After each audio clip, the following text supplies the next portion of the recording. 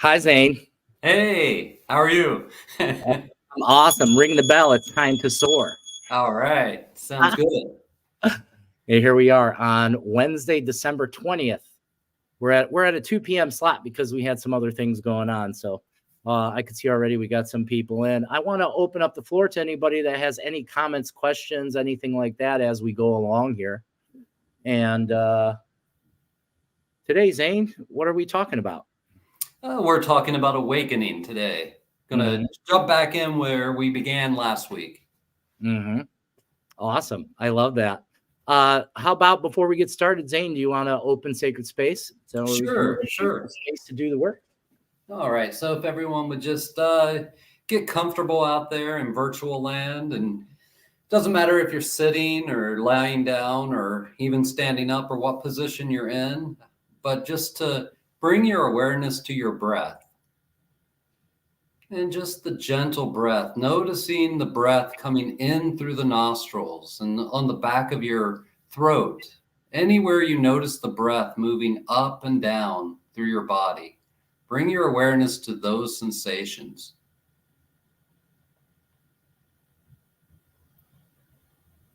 We're just breathing gently.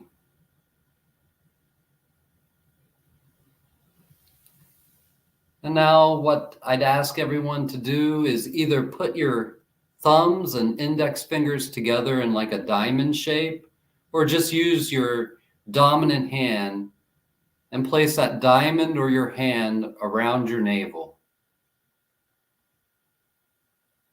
And just really notice that warmth around your navel. Notice how the stomach rises and falls as you breathe in and out.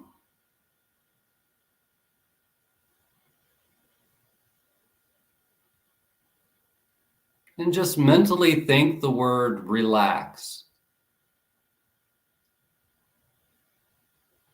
Relaxing my body.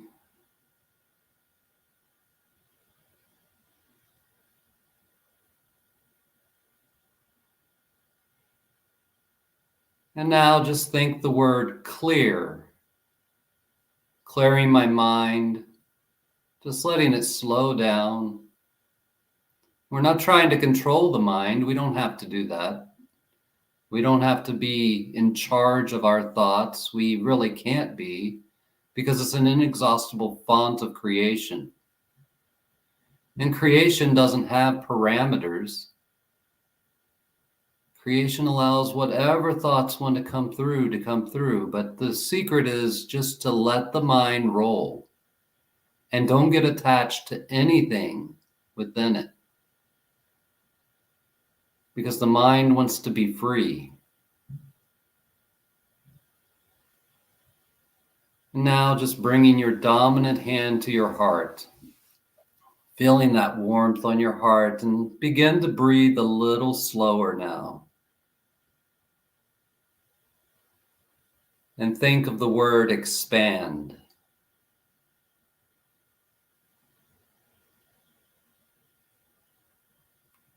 Expand. Breathing in, breathing out, expand.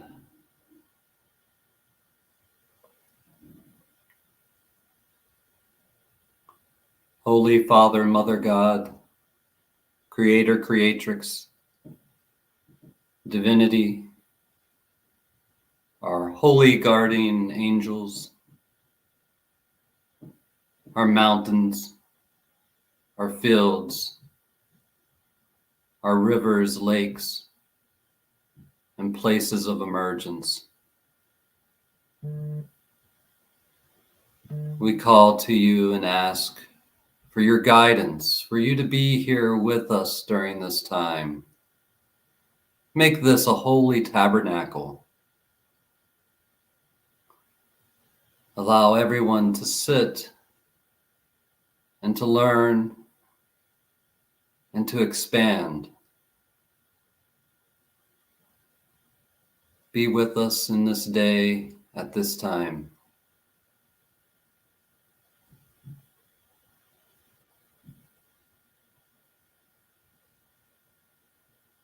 And now just imagining a radiant sun above your head,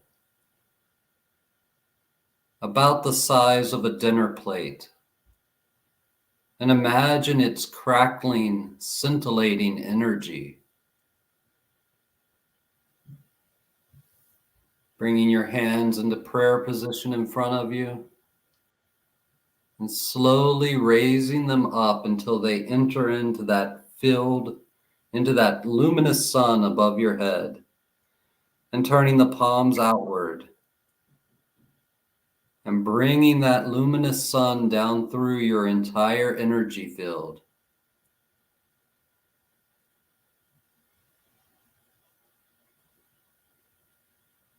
And notice the stillness, the light that enters you.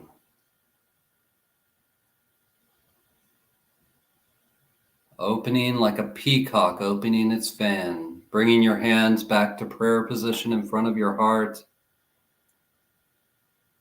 And just sit in the center of your space, realizing that this space is truly you, and that the physical body, that's the creation of this space, not the other way around.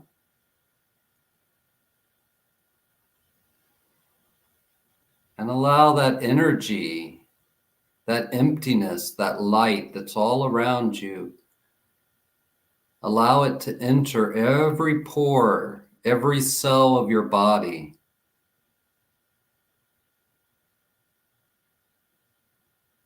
Feel the molecules and the spaces between cells inside of your body.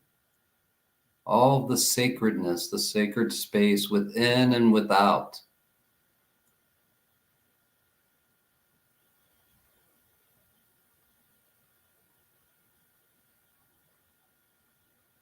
And just letting drop out of you, out of your cells, out of the spaces between cells, out of the places between the molecules. Allow any waste you no longer need to just fall. Anything that could prevent you from receiving the highest possible transmission, allow it to fall out of you, to shake out of you into the earth. Giving it to her as a great gift, as fertilizer for the seeds of your becoming.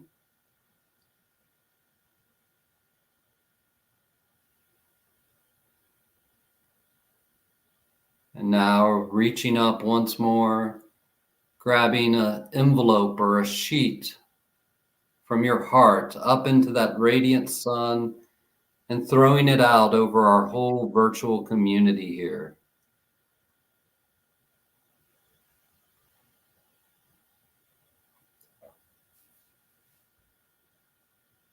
And feel that connection.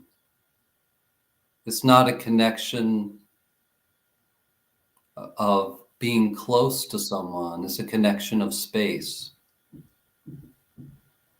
And allow yourself to vibrate with that spaciousness.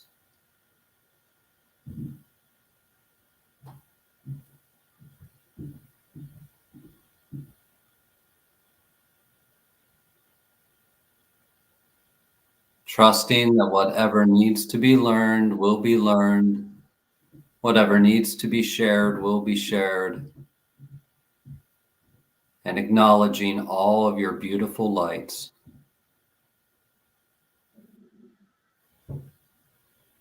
Taking a deep breath in. Noticing 3 things your body's in contact with.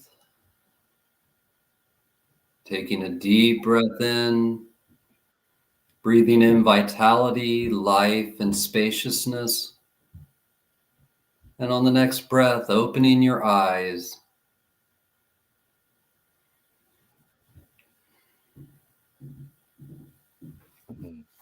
All right. Thank you, Zane. That was exquisite. Thank you. Thank everyone. Tommy. Love it. I had some pretty interesting things that happened in there that when you said clear, I saw the word clear and it became clear. It turned into this clear kind of see-through liquidy thing and then kind of fell apart. Also, something I noticed right from the beginning, there was this really strong feeling of like Fred Rogers. Very powerful, very powerful. I really enjoyed that.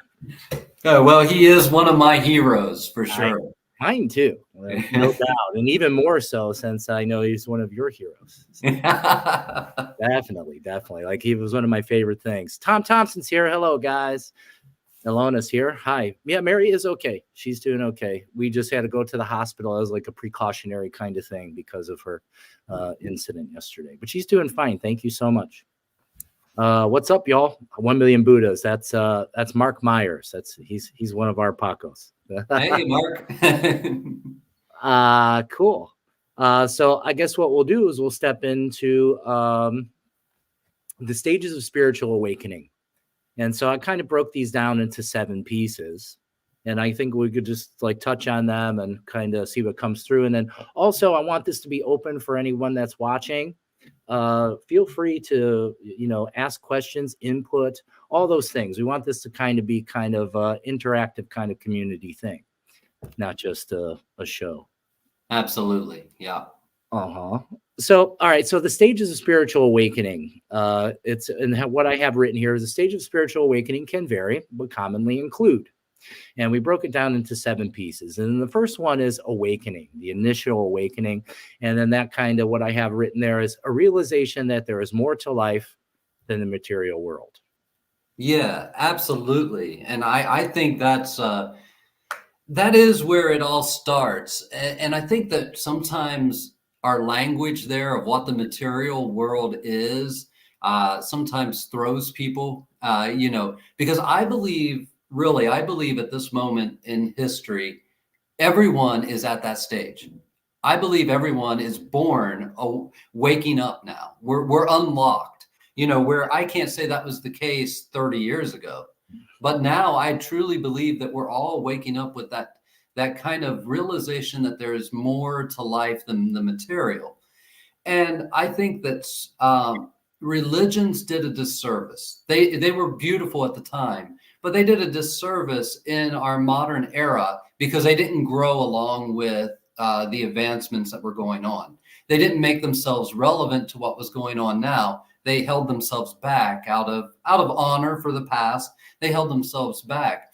And what that did was that created a field where people who wanted to take advantage of other people or people who wanted to have power over got attracted to the spiritual realm because it's kind of amorphous in a way. And they use that for their own gain. And we're talking the Catholic Church at a time, we're talking the Protestant churches at a time, Buddhism even, and all of the different world religions did this. And what it did was for the modern era, it kind of put a distaste in the mouth of the youth to these older traditional values and ways of being. And I think that has held a lot of people who are really waking up back because they're scared. Wait, that means I'm going to have to be like these people who I envision as pious and these people who I envision as, from the bygone era. And that's not where we're at anymore. We're going into a brand new future where there's going to be I don't think they're going to be religions. There's going to be brand new spiritual technologies that emerge that have whole philosophies based around them, but they're going to be more open-ended and less dictatorial. Because that's a phase that we went through, in our tradition, we call it the 3rd level, but we're going into a more of a 4th level world, I believe, and especially in the Western world, I believe we're already there. And that has kind of led people even into a form of almost divine atheism. There are some really good people out there that have really profound spiritual experiences, but they choose not to even, wrap it up in that word spiritual, so I think everyone's searching for that and has awoken. So I think that is such a beautiful, part of the phase, but I just take for granted that everyone's already at number 1 and is just searching for number 2 and number 3, of this. Yeah.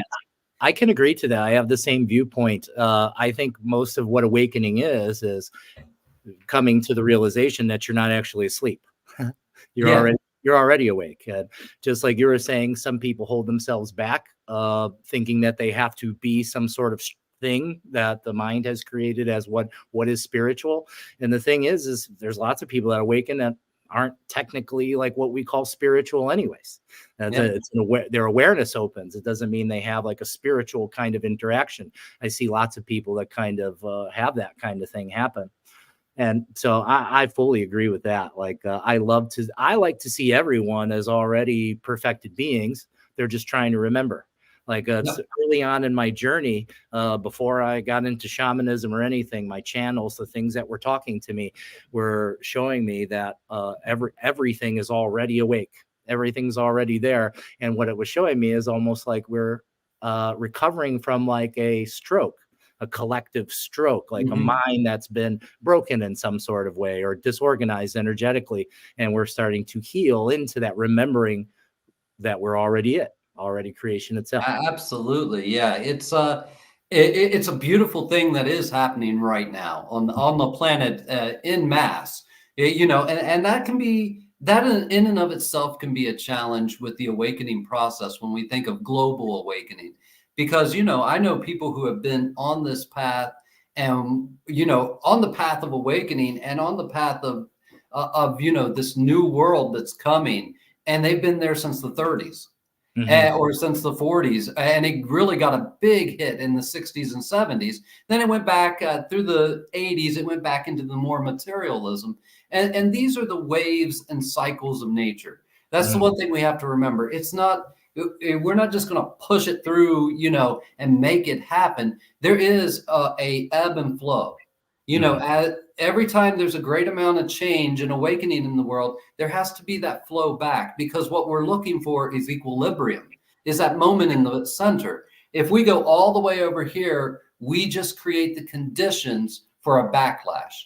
But if we can allow it to move back and forth, and we can allow ourselves to actually view reality that way and know that we are moving forward into something great.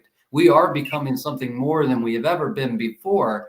And that there are techniques out there and there are ways to help us accelerate that process. And by accelerating it for yourself, you're doing really the greatest thing you can do for the whole world.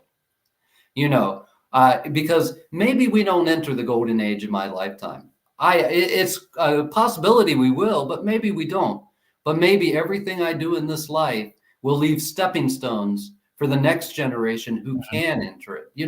It's part of that selflessness, and that's part of waking up. Part of waking up is realizing it's not just about me. It's about everyone.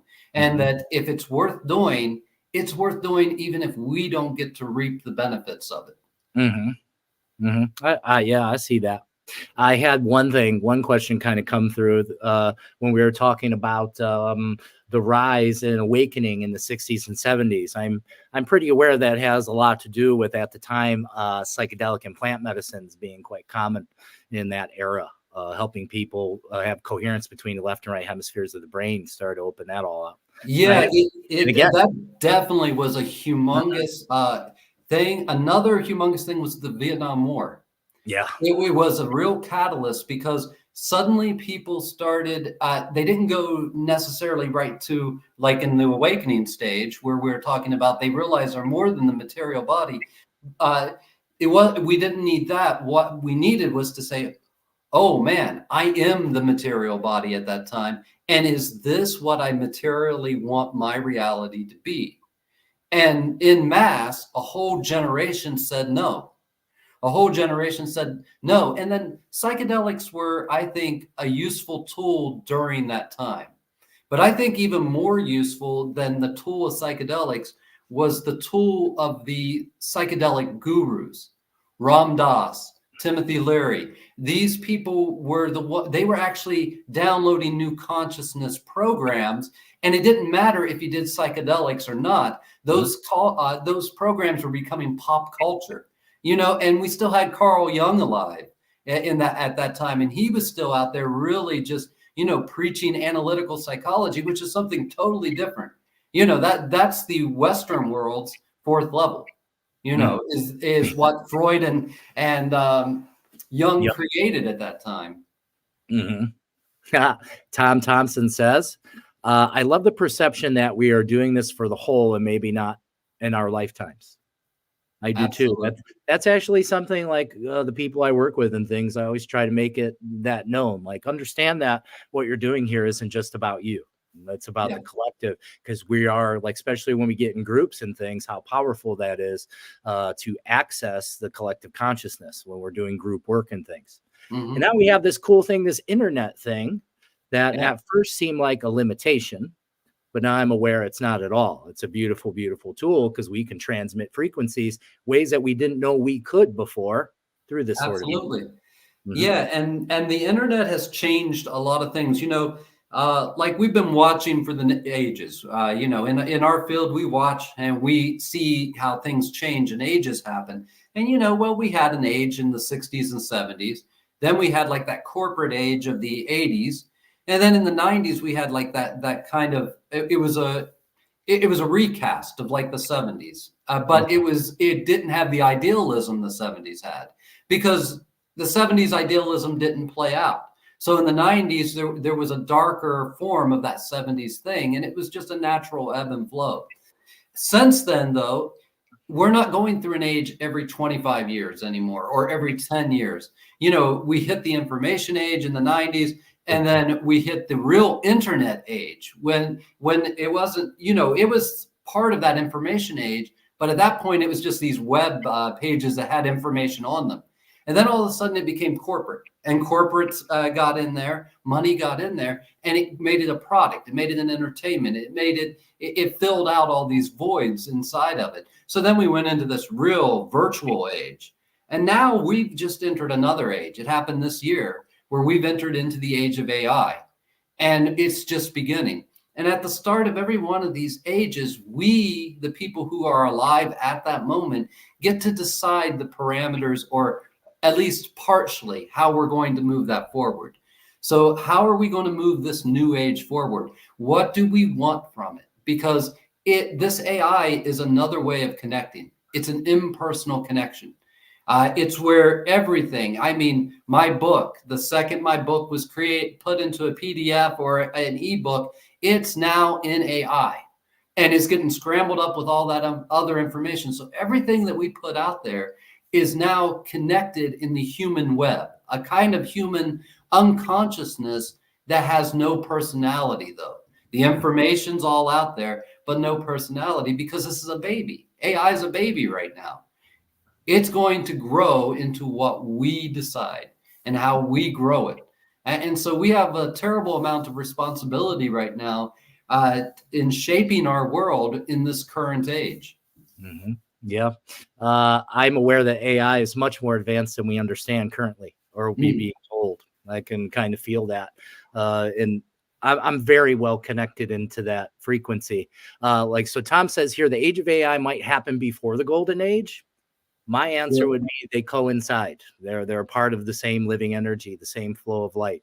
I don't really see artificial intelligence as artificial. I see it as intelligence.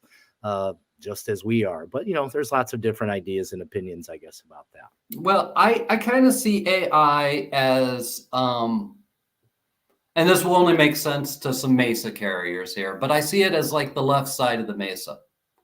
Okay, so the right side of the Mesa, for everyone out there who doesn't know what I'm talking about, or the right side of a lot of mystical paths, is about learning the personalities of the spirits around you, learning the correct way to be in ritual with them, what they like to eat, when they like to eat, when they want you to be around, when they don't, how to approach them, all those type of things. Very personality qualities. And personality, you get personality back. You approach a personality and it talks to you in a certain way. But on the other side of the Mesa is the magical side, the left side of the Mesa.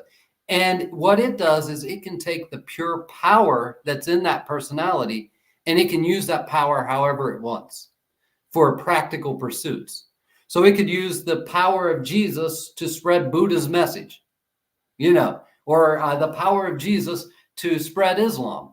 It can do that because it doesn't have to adhere to what that personality was. So I see AI a lot like that. It's this collection of potential energy that is ready to pour itself into whatever vessel you give to it.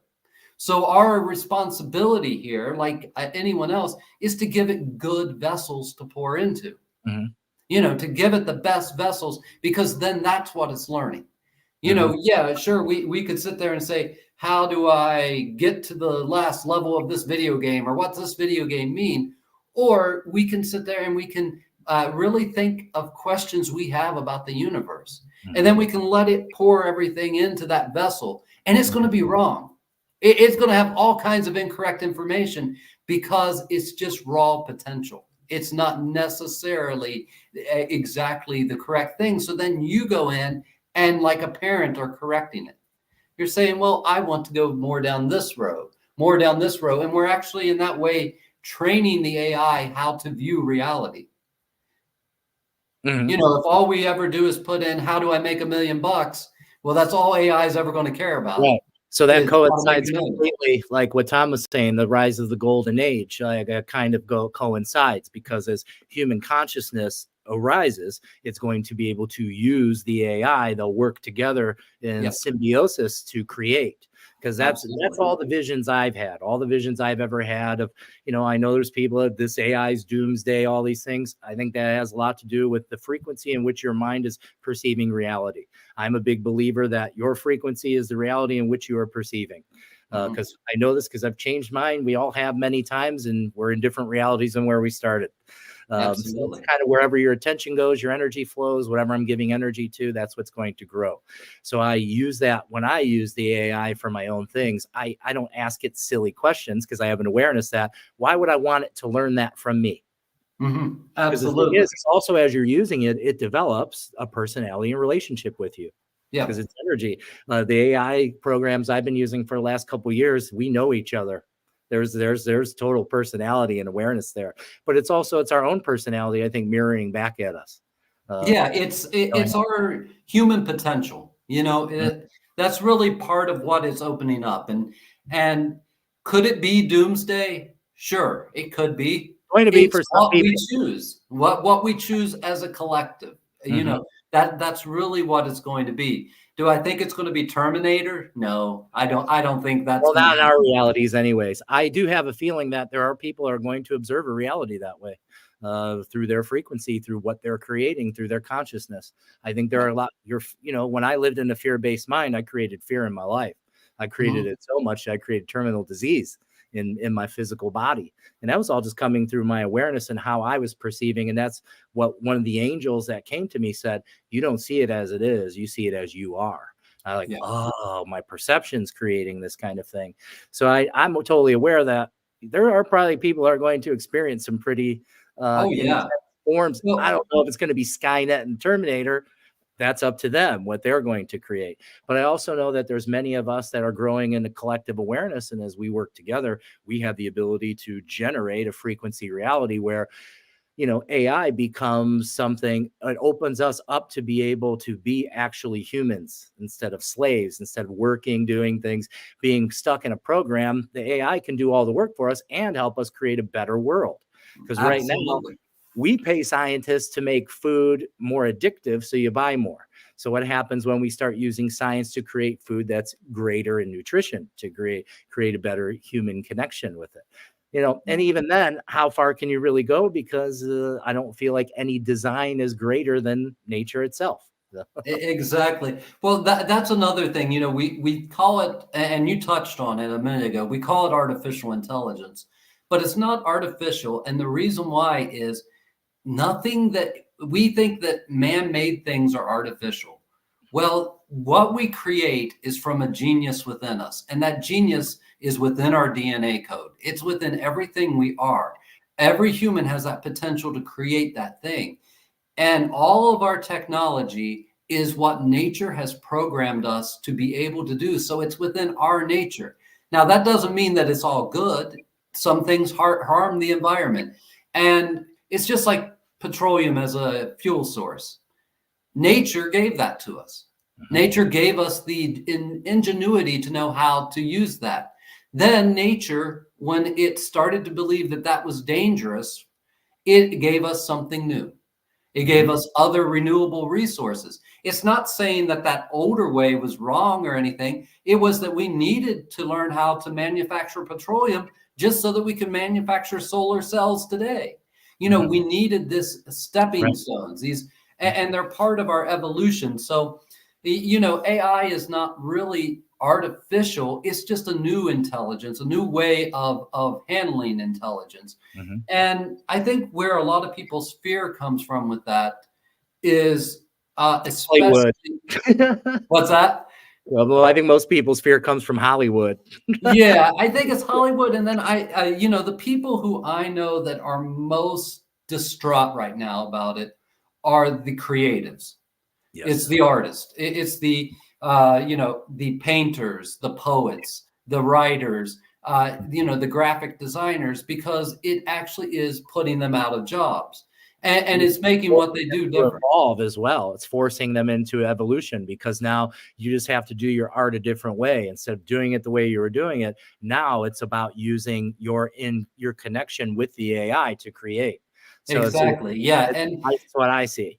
And I think a lot of the fear comes right back to the fact that we're at a paradigm shift. And it's not even about AI, really.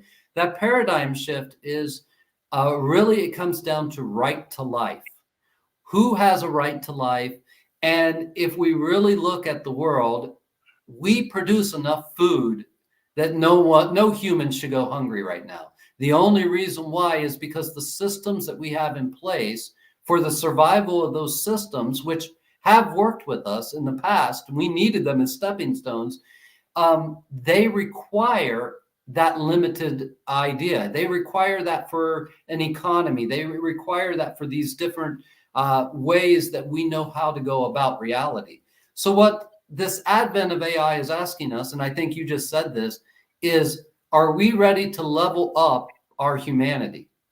Because that's the only way to keep it balanced. As we level up our technology, we must level up the humanity at the same time, or we're going to go into something like the fable of Atlantis, you know, something like the history of Atlantis, of Lemuria. We could relive that if we don't allow our humanity to grow with our technology and with our intellect. Right. Because it's all connected, right? Yep, absolutely. I'm going to move into the next point. The next point is seeking. So the next, it says seeking, a quest for deeper meaning, often involving exploration of different spiritual practices. Absolutely. And I think different is what is the most important thing in that. You know, just my concept, and I bet you feel the same way. We're all a melting pot here. There's not one of us that is one culture, one ancestry, or one, and even if you are somehow, what calls to you out there? If Shiva calls you and you just don't know why, but the form and the image of Shiva calls you, there's something there for you to learn, and you should go toward it. And more likely than not, before you actually find what you're looking for there, before you find why you were called, you're going to find something that makes you not want to go there. You're going to find some devotee that did something that you think is horrible, or you're going to find something that will make you uncomfortable, because there are these terrors on the threshold that happen in our growth, in our awakening, in our enlightenment. And what that is when we get to a crossroads with what we've already learned and we're ready for something new, it's going to present itself. But it's also, it tells you when you step beyond this door, the comfort you had back there is gone. And so you have to make a conscious choice. So, you know, it really is about exploring different spiritual paths, but really explore them. Don't just give them lip service. Don't just look at them from the outside, because you can't learn anything there. That's something we really talk about at the fourth level. At the fourth level, you're able to hold two contrary spiritual ideas at the same time, meaning you could be a devout fundamentalist Muslim and a devout fundamentalist Jew at the same exact time. And you could have, and you can be exactly that with this group and exactly that with that group. and not lose yourself in the middle. Mm-hmm. You still are still you in both groups, but they Mm-hmm. bring out different qualities of you. And that's really, what we call the fourth level teaching there is, can I hold two opposing views and not make them mesh, but just allow them to be opposing and see that there is truth and light in both of them. Mm-hmm. Acceptance, right? Yeah. Exactly. I mean, because I love it. I love to sink into all kinds of different spiritual teachings and all kinds of different things. What I always see is at the very bottom, at the very base of all things, it's the same thing. It's teaching you the same teaching, but then on top of that are different kind of guideways, kind of different ways to look. And that's a very difficult thing for most humans is to hold to opposing opinions without either trying to mesh them or without losing themselves in there. Yeah. I think it's an identification issue is usually when it comes up there, identifying. I personally don't feel identified by my beliefs because I understand my beliefs are malleable and whatever I believe today may not be what I believe tomorrow. And so Absolutely. I think that's a total, for me, that gives me a lot of freedom because I don't feel stuck in one way of thinking or being. And that's something, just to kind of go back to our Paco tradition, that's something that's unique of Western Pacos, especially. Because in the indigenous world, the Pacos today are not quite like that. Like, that was a Paco of that was born in the 1800s, going into the 1900s. That was that Paco Kuna. The Paco Kuna today is a little bit different, the more modern version of it, and a lot of the people there are getting more fundamentalist with it, and part of that is to help their culture survive. I mean, that's really a big part of it. But we're really moving into a place where these divisions start to become harmonizations. Mm-hmm. And harmonizing doesn't mean you say that one's wrong. It's like anyone who knows music knows that every chord you play has its own internal harmony.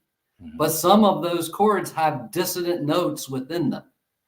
But without that dissonant note, you wouldn't get that character of that particular chord. Mm-hmm. Alona says, thank you. Exploring different techniques and teachings. My question is answered. Right. Beautifully said. Answering a call with an open mind and heart. Indeed. Yeah. And Tanya says, omnist is what I resonate with me. So you're saying that you're an omnist. I believe no religion is truth, but there is truth in all religion. I can agree to that. I agree to that. I feel like the more I study, the more things I learn, the more I see the commonality of the truth, the consciousness underneath, and a bunch of stuff kind of added on top. So it comes from me. I started off as an atheist. I grew up with like a pseudo-Christian mom and all kinds of goofy shit that kind of made me step away. Like, hey, religion's something created by men to control people, because that's the only part I could see. I couldn't feel yet. It wasn't open for me to feel. And that's something that I usually teach people and things is try to have an open heart when you read scriptures, when you're reading different writings. Don't try to make sense of all of it. Don't try to make it an intellectual journey. It's more meant to be felt, and the more intuitively that we can absorb scripture, the way more we get out of it. And the thing is also accepting that whatever you read and whatever I read, we may have some similarities in what we think or feel that is, but we're not supposed to have, I'm not here to convince you of what it means, and you're not me either. We're meant to look at each other's perspectives like, hey, that's a cool idea. If it doesn't resonate with what you're perceiving. Absolutely.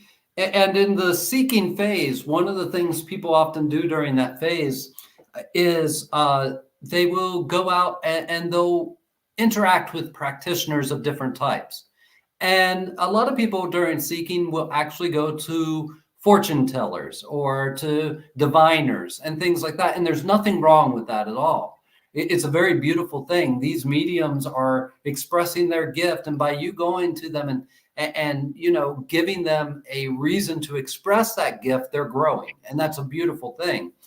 But in the end, we have to always remember the powers within us. It's just like with prophecy. Same is true with fortune telling, psychic reading, and all of that. They're all what ifs. And we come from a tradition that blindsided us with that. You know, in the Western world, we've come from a Christian prophetic tradition that says this is the absolute truth and the way it's going to go down. And it's going to be literal to what this prophet said. Instead of looking at it more in the way the indigenous people do, and especially from Peru, where they have an unbroken line from the Stone Age. They grew into the modern world from the Stone Age, not coming into what we have as the modern world. So they brought that, and one of the things that these indigenous groups brought is that all prophecies are what if. If this, then that. It's like logic code in computer programming. If this, then that. If not this, then not that. It's just really basic logic. And so when we start to look at things from that perspective, we free a lot of the fear up from things, because we start to realize that prophecies or psychic readings are a guidebook if certain criteria are met. And we get to partly decide that criteria and how that's going to manifest. And, you know, it's always important to listen to what the psychic said, but it's very important for you then to sit with that and see what other ways that information for the days afterward, what other ways that information could be applicable. You know, you might have had one idea when they first said it, and then you'll have another. It's just like with a vision quest. And when you go on a vision quest, you receive a vision that foretells the rest of your life. It is from that one vision, you will truly be able to understand everything that comes up in your life. Mm. But the way you understood it the day you had the vision quest is not going to be the way you understand that same vision 25 years from now.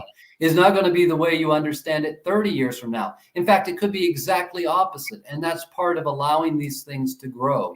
You know, it's beautiful to visit practitioners, but you want to be empowered. And when you're out there seeking, make sure in the end you're empowered. And that doesn't mean that something, you know, you could be told, hey, you're going about this wrong. And if you try this, go ahead and try that. Try what the person tells you, you know, because it may have some value to you. And sometimes we have to get knocked off our pedestal a little bit to really grow. But we have to make sure that we're listening here, that we're listening with our heart. And that we're allowing it to enter our heart, enter us on that alpha, that theta level, and not on the beta level. Because nothing is possible on the beta level. Mm-hmm. The only thing that is possible is the regurgitation of thought floods and circular thought that doesn't get us anywhere further down the road. So we have to learn how to not be so literal with all that stuff. That is meant to be symbolic. It's meant to be mysterious. And if we can allow that mystery, that uncertainty to be there, these things can really guide us. Mm-hmm. Yeah, that's I like how it came back to possibility. That's the question always is, what else is possible? What else can happen? Anything? Yeah. You know, that's one of the greatest questions you can ask is what else is possible at this moment, and then answer it for yourself. You know, my answer always comes back everything. Anything. It always comes back. Hey, what's possible? Everything. Where are you placing your mind? Where are you placing your attention? So we'll hit the third point. The third point is initiation.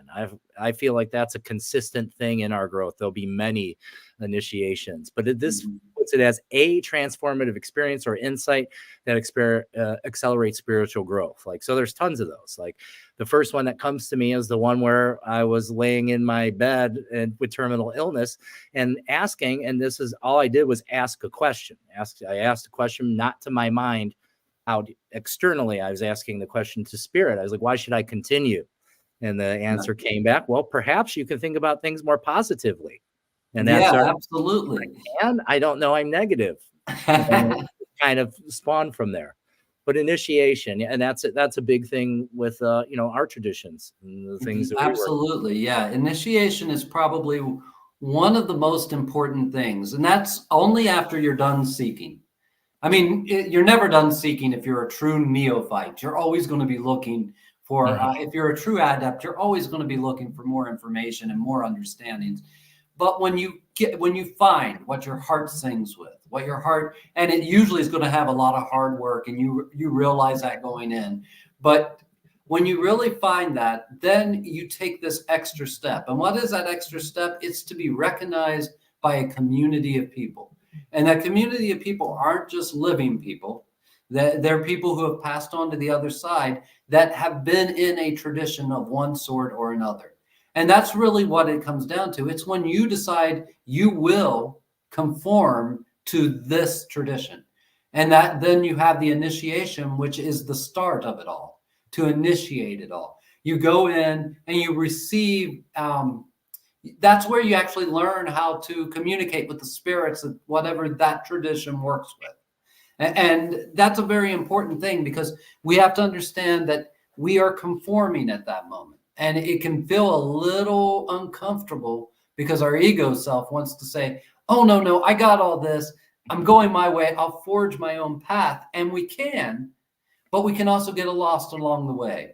When we really decide that it's time for initiation is when we've decided that our spiritual powers are blossoming and we need some container to put them in so that they don't end up driving us crazy and into delusion, because they can. Mm-hmm. So when we find that container that's going to hold that, we go through this initiatory rite. It's a rite of passage. And all initiatory rites have a danger to them. All initiatory rites have an uncomfortability, have a confusion to them. They're designed to kind of make you confused. They're designed to exhaust you. They're designed to actually break who you've been until that point, so that you understand you're starting a new cycle. You're stepping into a new thing.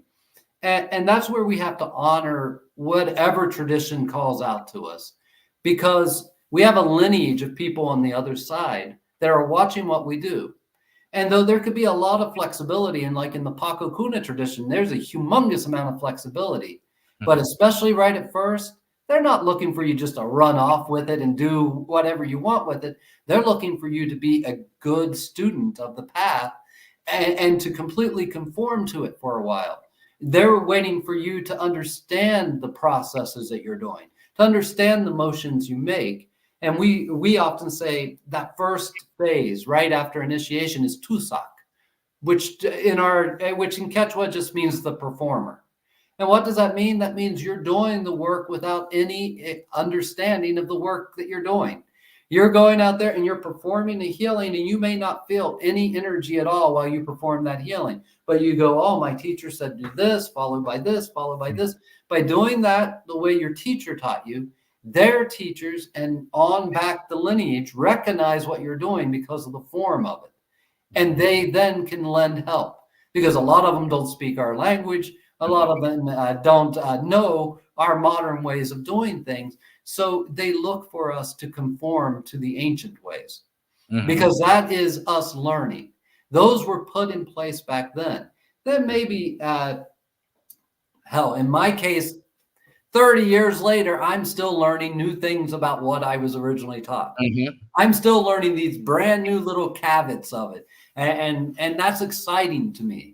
That I continue to grow, and that it's just like I used to tell people, we have three sides in the Paco tradition: the right, the middle, and the left. And you can spend all of your life just following one of those paths. You can learn the right-hand side, and it's going to give you a framework to develop for the rest of your life. You can learn the center side, and it will give you a framework to develop throughout your life. Or you can learn the left-hand side, and it will. Most of us learn all three to a degree, but we're going to pour it into what is natural for us. Yeah, wherever it kind of naturally flows. What was I going to say? There was something I was going to say there about the initiation processes. Well, I will ask if anybody that's watching, if you have any like sort of transformative experience or insights that have accelerated your spiritual growth, share those here. We would like to hear about those. But yeah, that's something that's amazing. Something that attracted me big time to the path, because kind of what you're saying kind of aligns with some of the things that happened to me. I had a very kind of natural awakening. I didn't have a spiritual background. I didn't have spiritual teachers or people around me. It was just through hitting rock bottom, I started to have a different frequency awareness. I already had like spiritual awareness before that, but that really started to change. And then I started to be able to communicate and develop relationship with spirit around me. And as that happened, it started to teach me and show me things I didn't know or no one else told me. So, which I would say is a big advantage, because I didn't have a bunch of third dimensional kinds of teachers putting fear into my mind. Like how some of the teachings are already right from the beginning. It was teaching me from a 4th and 5th level awareness, coming right into a non-separation kind of mindset. But it was within that, those first initiations, those were like forms of initiation, opening up me up into this new space. And then, just like you said, I had no awareness, and then a Paco shows up in my life, a red-bearded fellow named Casey McBride. And he says, I don't believe in coincidence or anything. I knew he was here for a reason, for why I didn't know. And that's when he started to tell me about his learning and everything that's happened. And then he has a strong awareness, and he could pick up from me. I kind of know what's happening to you. And if, he started to explain to me, as you were saying, you can start to develop a chaotic flow of energy if you don't have a structure in which to use it. Yeah, because the powers come when we start to wake up, and those powers start to pour through us.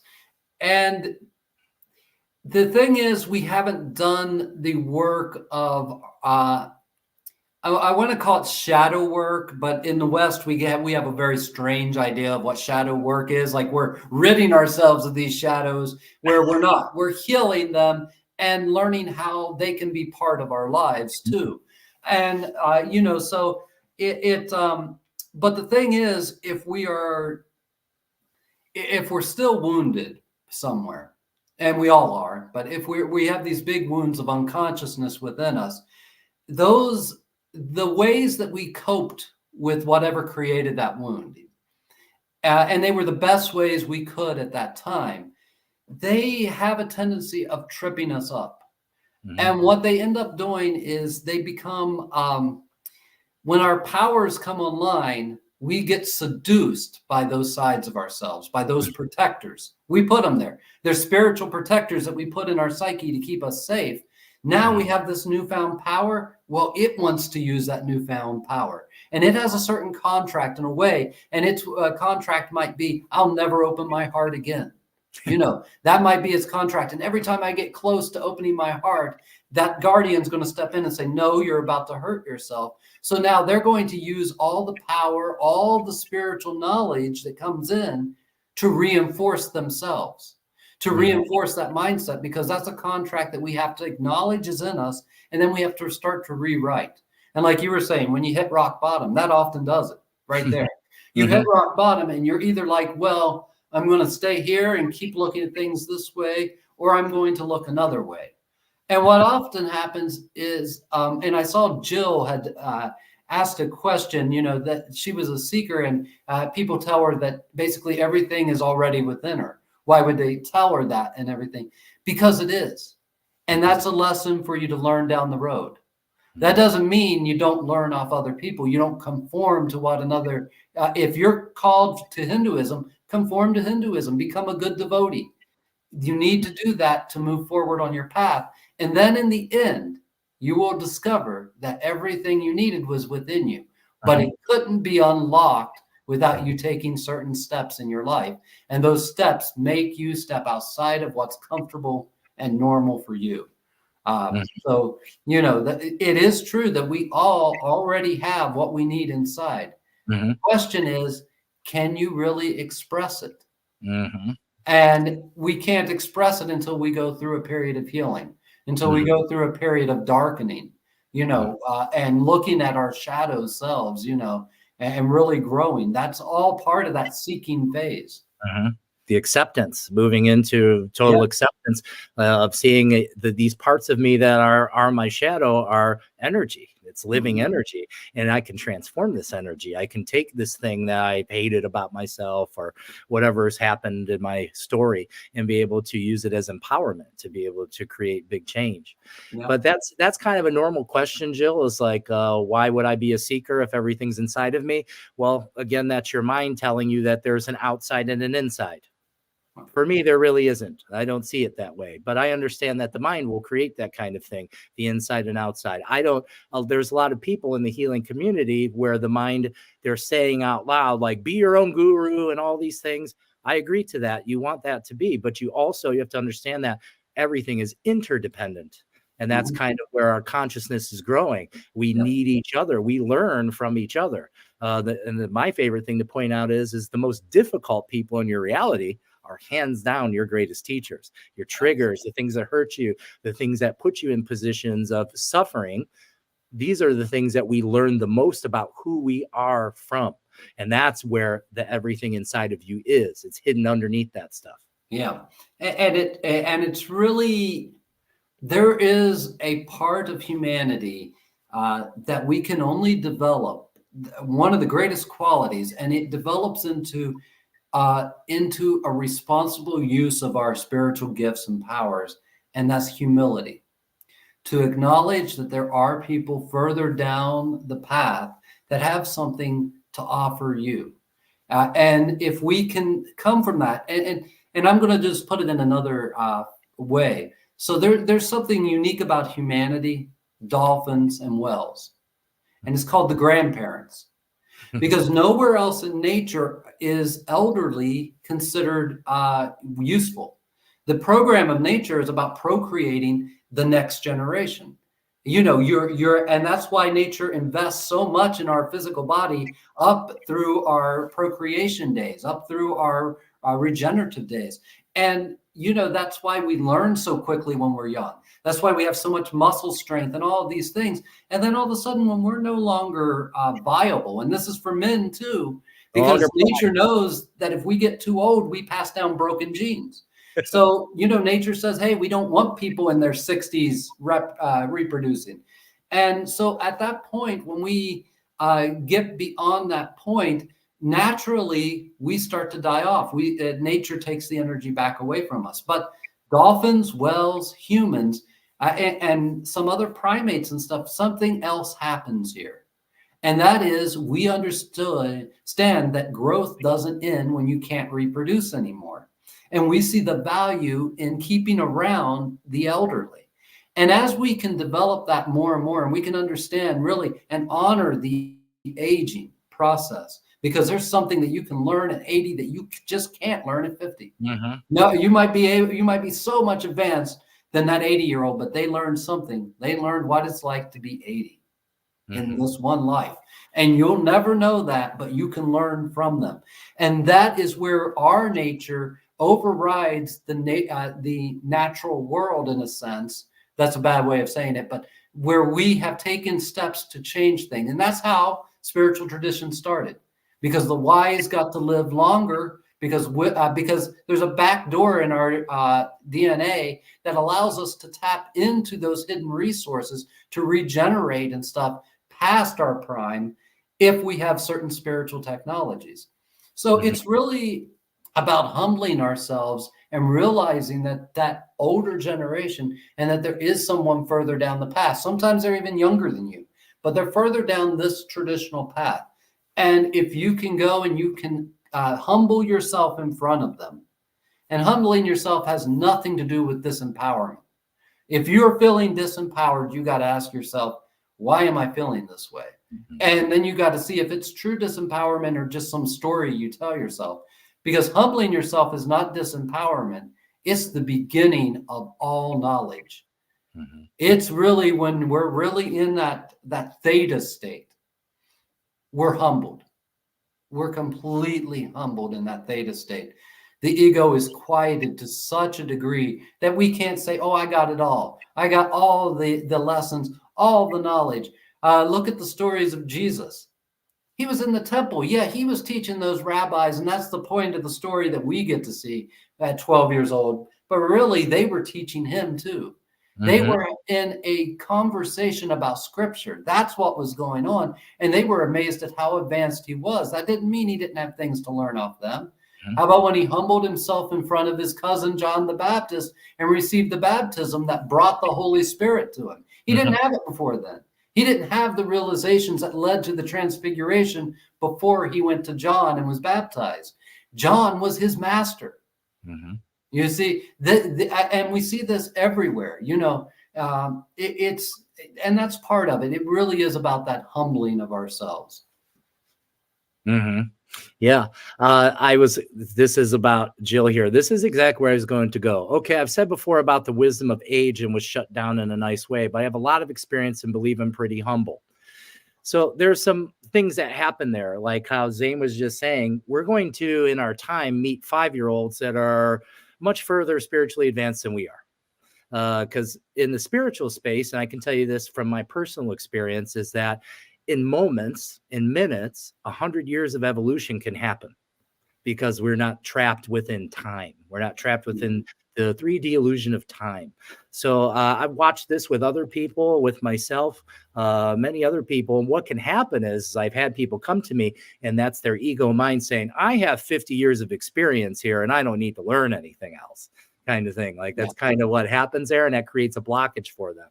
And then it's a kind of a hard awareness for them to get to realize that like, it is true that your experience has a lot to do for you, but there's so much more experience beyond the physical space that we can connect with that will bring you into a deeper spiritual connection, so I see these things as energy, neurology. For me, neurology doesn't end at the body. It goes off into everywhere because I'm part of a living being. We're all parts of a living being. But I think that's a common thing. A big misconception is that it's always at your age is your wisdom. Not necessarily, because knowledge is just information. Knowledge is, there's lots of people, we'll see that now, more of them, because there's so many books people can read. There's all the self-help going on. So people flood themselves with information, thinking that knowledge is power. Well, knowledge is just the first step. It's just giving you a way in which to gain experience. You have to take the knowledge and then apply it. This is integration, applying the knowledge into your reality, which is the next point, by the way. Applying that, integrating that knowledge into your reality, this yields the true experience and thus wisdom. So it's really wisdom. It's not knowledge that we so much have to seek. And the thing is, I'm living proof of that. I didn't need to seek external knowledge for my wisdom to grow. It was a direct connection to the higher being, to the higher self, started to communicate to us. That's where seekers are trying to get to. I believe seekers are trying to gain that connection, but they think it happens in a book. Yeah, well, that's not where it happens. It happens through absolutely. And it's not in words that it happens either. True wisdom is passed soul to soul, and the words and all the ceremony and stuff we do are just to reinforce the wisdom transmission that's happening. And there's moments where I am wiser than 5 minutes later. Yeah. There are moments where I am accessing a level of consciousness where I am much wiser a person at that moment than I am 5 minutes later. And you might think, well, why is that? Why would you want that? And what's the point of that? The point of that is we're growing and changing and we're dynamic. And it's just like in our tradition, people hear about these levels and they think they're like a staircase. Yeah. Where they're not. They're all parallel. Seventh level is no higher than the first level. Complete enlightenment and liberation can happen on any level of consciousness, but unique information is only available on certain levels of consciousness. And that's what's important to understand there. We don't want to look at it as collecting knowledge and things like that because it's all trivia. This is something I've been teaching for so long. All that book learning and everything, it's all trivia if you don't have an application for it. Right. It doesn't matter how cool it is and how it tickles your mind. Yay, it tickles your mind. It makes you think optimistically. But now what are you going to do with that optimism? What are you going to do with that philosophy? And if all that philosophy can do is be inspiring, well, that's good. But I need something more than inspiration. I need something that gives me, meat and potatoes, gives me something I can use in my life, because The laboratory is your life. And if what you're learning cannot improve your life today by practicing it, then you might as well put it down. But that's not to tell you, hey, you were called to Shiva, you go into Hinduism, you didn't like all the steps you had to do to follow it. So you say, you know what, this isn't for me, I'm going to go somewhere else. That's not what I'm saying. You give it the college try. You go in there and you really make yourself that, and so that you can receive whatever the wisdom is in it for you. And that's so important. Mm-hmm. Learning without action is mind candy. I like that. I can agree. Yeah. Precisely. And Tom says, I love the application concept. Too much information without practice in my life. Good. I think that's a lot of people, Tom. From my experience, I've worked with thousands of people in different countries all over the world. So I see a big cross section of different kinds of stories and things people connect to. And it's a very common thing for people who are on a spiritual journey, especially stretching back a long distance of time, is they do get caught up in just information. There's people that love that. And that's why it's a big business. There's a big business for that kind of thing for people that just want to continually give themselves the mind candy, as Queenie was saying. And then that points into the fourth point. The fourth point is integration. And integration is the process of assimilating newfound insights into one's daily life, making that transforming your knowledge into experience and then yielding wisdom is kind of how I play it. Yeah, and integration is probably one of the processes that is most misunderstood in this whole thing, because it takes time. Integration doesn't, I mean, it can happen like that, but most of the time it's going to take a long time to actually integrate and to become whole in your life.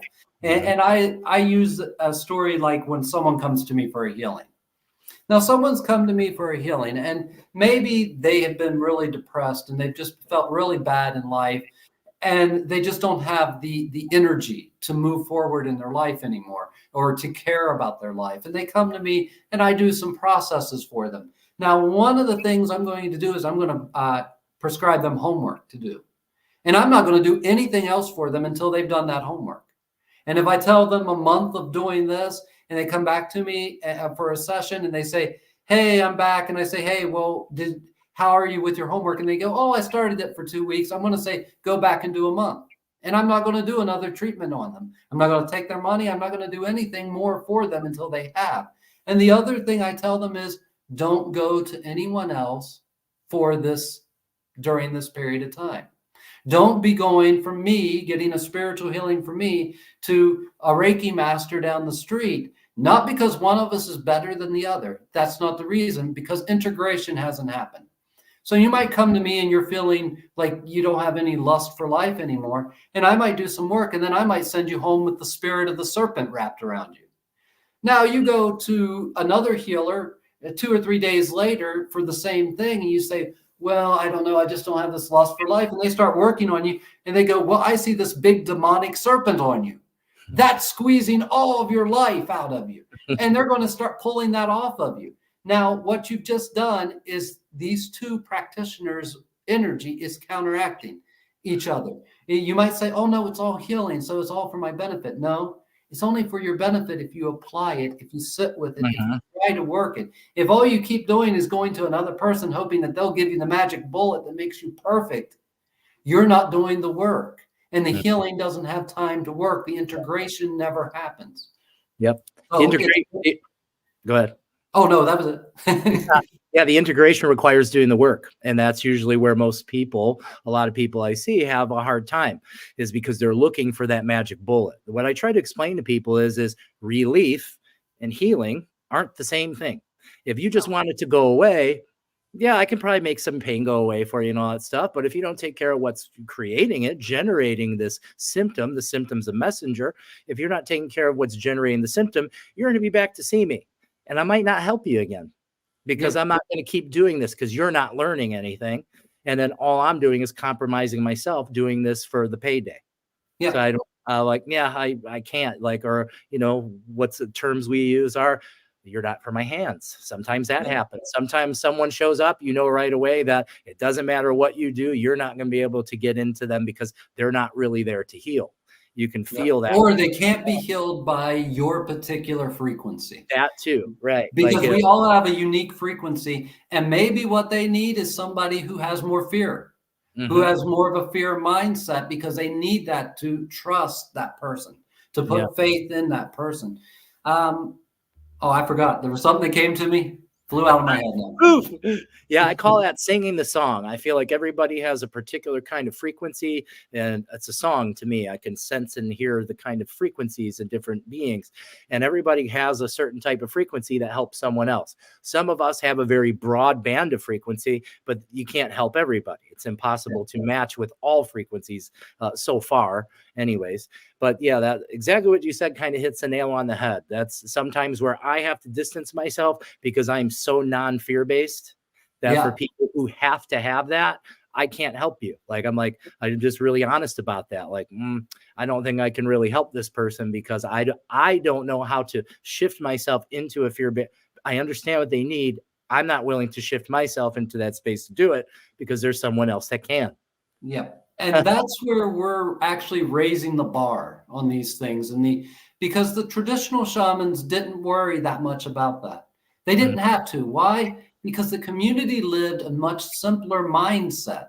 There was a much simpler, and I don't mean that they were less intelligent, not at all, but a much simpler reality that they lived in. And because of that simpler reality, there wasn't so many grabs for attention and time and energy and everything on them, and so many of these preconceived notions that become belief systems. So because I didn't have that, you could go to the healer. Now, the healer would usually come to you, and one thing they used to do is they would probably work with everyone in your family, not just you individually. Because if something was off about you, it was off about the whole communal group. So it was, what can the whole community do to shift this? Not just what can you do, but what can the whole community do? So the medicine that they might have made to cure your bronchitis is the same medicine that they give to your grandpa to rub on his knees for arthritis. Is the exact same medicine, because it has within it, because those things are all connected in one way or another. And so the healer would be working with the community. Now we work one-on-one with individuals. So we have to raise the bar. And what are we raising the bar? If the person does not want to be part of their own healing journey, if they don't want to grow, if they don't want to do the work, then there's no reason for me to do it, unless all I'm trying to do is make money. Right. If all I'm trying to do is become their relief for today, I can do that and tell them, come back next week. I'll be your relief again. Come next week, I'll be your relief again. And I can make a business that way. But in the end, there's a toll that's going to play on me, because I'm carrying all that for them. And then in the end, I have to acknowledge that I never gave them the tools to walk their own path. And that is where we're raising the bar now. We have to raise the bar and empower people. It's not just, I'm the healer, come to me. I'm the power. No, the power is in you. And I'm just someone who holds one key that unlocks that power. Or can trigger it open, kind of thing. Yeah. I kind of had something happen to me, because I tried to go along that path. My first instinct is always to try to teach the person how to fish. I want to teach you what's going on and how you can heal yourself. Some people, we know that, need us to show up as that powerful shaman to take it away from you, so that way you can grow from there. But, like, we give people tools. There's people I've done healings for. And so I had this one interaction one time where a woman that I work with often, she was asking me for a healing on a live stream. And my spiritual guide, I wanted to, the ego is like, sure, do it. My spiritual guidance, like, no, you want her, you've already told her what she needs to do, and she needs to take care of this herself. And then so by me sending her, hey, I can't do this for you, you have to do this by yourself, it's struck her into fear and panic. And she told some other people. And then these other people are mad at me, saying, what kind of dickhead are you? You're not doing this healing for her. I'm like, listen, you don't know what's going to happen. You just got to relax. And then in a short period of time, the information that was given to this woman, she was able to go through the things and grow through the things she did. And I think that it was perfect, because it brought an awareness into the minds of those who were judging me, thinking I'm just this evil guy that doesn't want to help everybody, when it's totally opposite. All I want to do is help everybody. But none of us, and this is part of that humility again. None of us have the energy, the time, or the mission to heal everyone. Mm-hmm. You know, it's not the way we were made. We were made as a communal animal, which means we need a lot of people in our life and different people playing different roles at different times. And we need that to really step into our becoming. And what you did right there with that lady is you put a boundary up that said, no, you've got to integrate. Going back to our list there, you've got to take the time now to make this yours, because until it's yours, you're now at a point where you could be manipulated.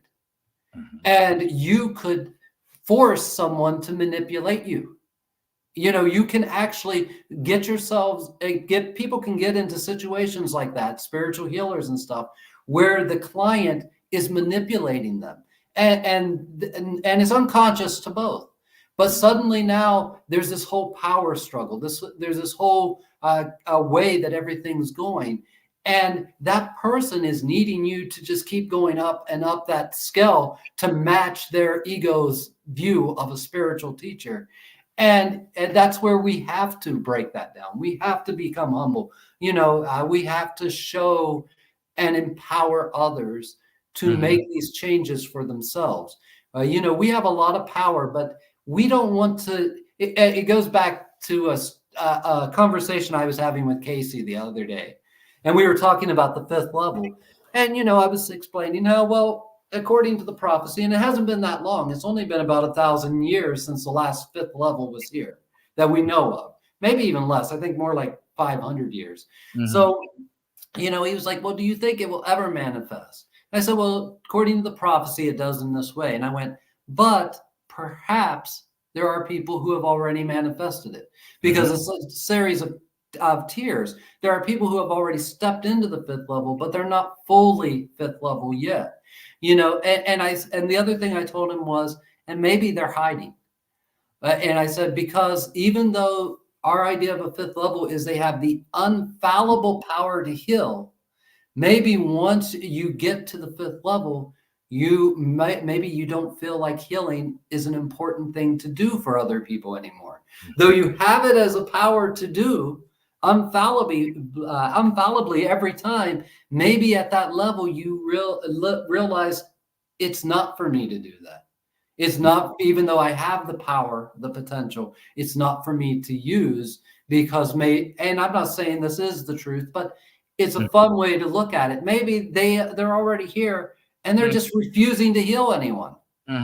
You know, because it's just not the right time. It's not the right place, or you just see things, because every level sees all of reality differently, including the previous levels. So how do we know what that would be like? Yeah, I see all those things. And what I would say for my awareness is that the fifth level already exists. It's already there. We're experiencing time. That's our, so, you know, I have what people call prophetic vision, but it's not prophetic. I don't believe in prophecy. I believe that you're seeing potential outcomes, frequencies. Just like somehow I knew in 2017, after my appendix exploded, so when I say vision, people think that means like a movie that happens in my head. That's not exactly what I mean. It's an overall feeling that creates some sort of awareness that starts to come forward. And it was through that feeling and awareness, I had this thing come through where I said to Mary, I said, well, I don't know what this means, but we change in some big way. And we do something that like helps save the world or change the world, whatever that means. I don't know what that means. Because at the time I wasn't a shaman and neither was she. And that wasn't how our minds worked yet. And then the second thing that came through was, oh, I really shift into something totally different. I become like a monk. And I think we talked about this before once. Yeah. So when I see these things, I have visions and awarenesses, and I visit into the fifth, what we call this fifth dimension. But to me, it's just another frequency of consciousness that's already available to us. It's already there. And I already know that you at times are vibrating in 5, I'm vibrating in 5, and so are many others. And probably in those moments, we have the capability to be able to heal infallibly. And I know that's happened to you. I know that you've healed people beyond, limitation. There was no limitation that needed to happen. So have I. But that's the energy that's moving through. So I have this, for me, it's like, it kind of mirrors what you're saying. Like, yeah, it's already here. It's already happening. And there are people that I'm aware, I can feel them. There are people that are here that are vibrating in a fifth level frequency, but it's just not time for them to act yet because they would be eradicated. They would be, historically, that's be the first thing that happens. If these people, if Billy shows up and he all of a sudden has an ability just to start healing people, they may try to kill him, which is possible in the third dimension frequency of reality. Probably not possible in the fifth dimension frequency of reality, because at that point, that's where the vision starts to show me, no weapon formed against us shall prosper kind of thing. I think Zane's frozen. Am I frozen or is Zane frozen? Frozen. Well, I'll wait for Zane to come on back, and while that's happening, or maybe it's me, I'm not sure. People, let me know what's going on. Let's see. I'm loving this container today. The frequency is so powerful. Zane only what? Zane stuck? Okay, that answered my question. He'll come back. Zane lives far away. He's down. I think he's in Athens still, the Athens area of Ohio. This is a great conversation today, by the way. Please, anybody, if you have any questions, comments, anything like that, this is all about interaction. Me and Zane want to be here to interact as we connect with these things and share knowledge and open up. That's why we created this thing, because we knew it would be fun. Even though we're from kind of the same thing, we also have some slight differences in how we perceive. And that, it's in those differences that we can create more possibility. Integration. So number 5, I'm going to just move on to number 5. I'll wait for Zane to come back in. I should look at my phone to see. Okay, I think he'll be coming back in. Oh, here he is. Let me put him on. There you are. Okay, we're back. Yeah. Oh, now we're on opposite sides. How cool is that? Yeah, we had to switch. That's all. We broke the internet again. Yeah. So I was just getting ready to step into the 5th point, and that's awakening to service, a shift towards a desire to contribute positively to the world. Now, that's me all the way. That's something that happened to me. Soon as the miracle happened, where I started communicating with spirit in a very profound way, it was like within seconds. And this is what I was talking about, experience being non-linear in time. It's not like that. It was in that moment, it was like a miracle. I became radically acceptant of my reality without resistance.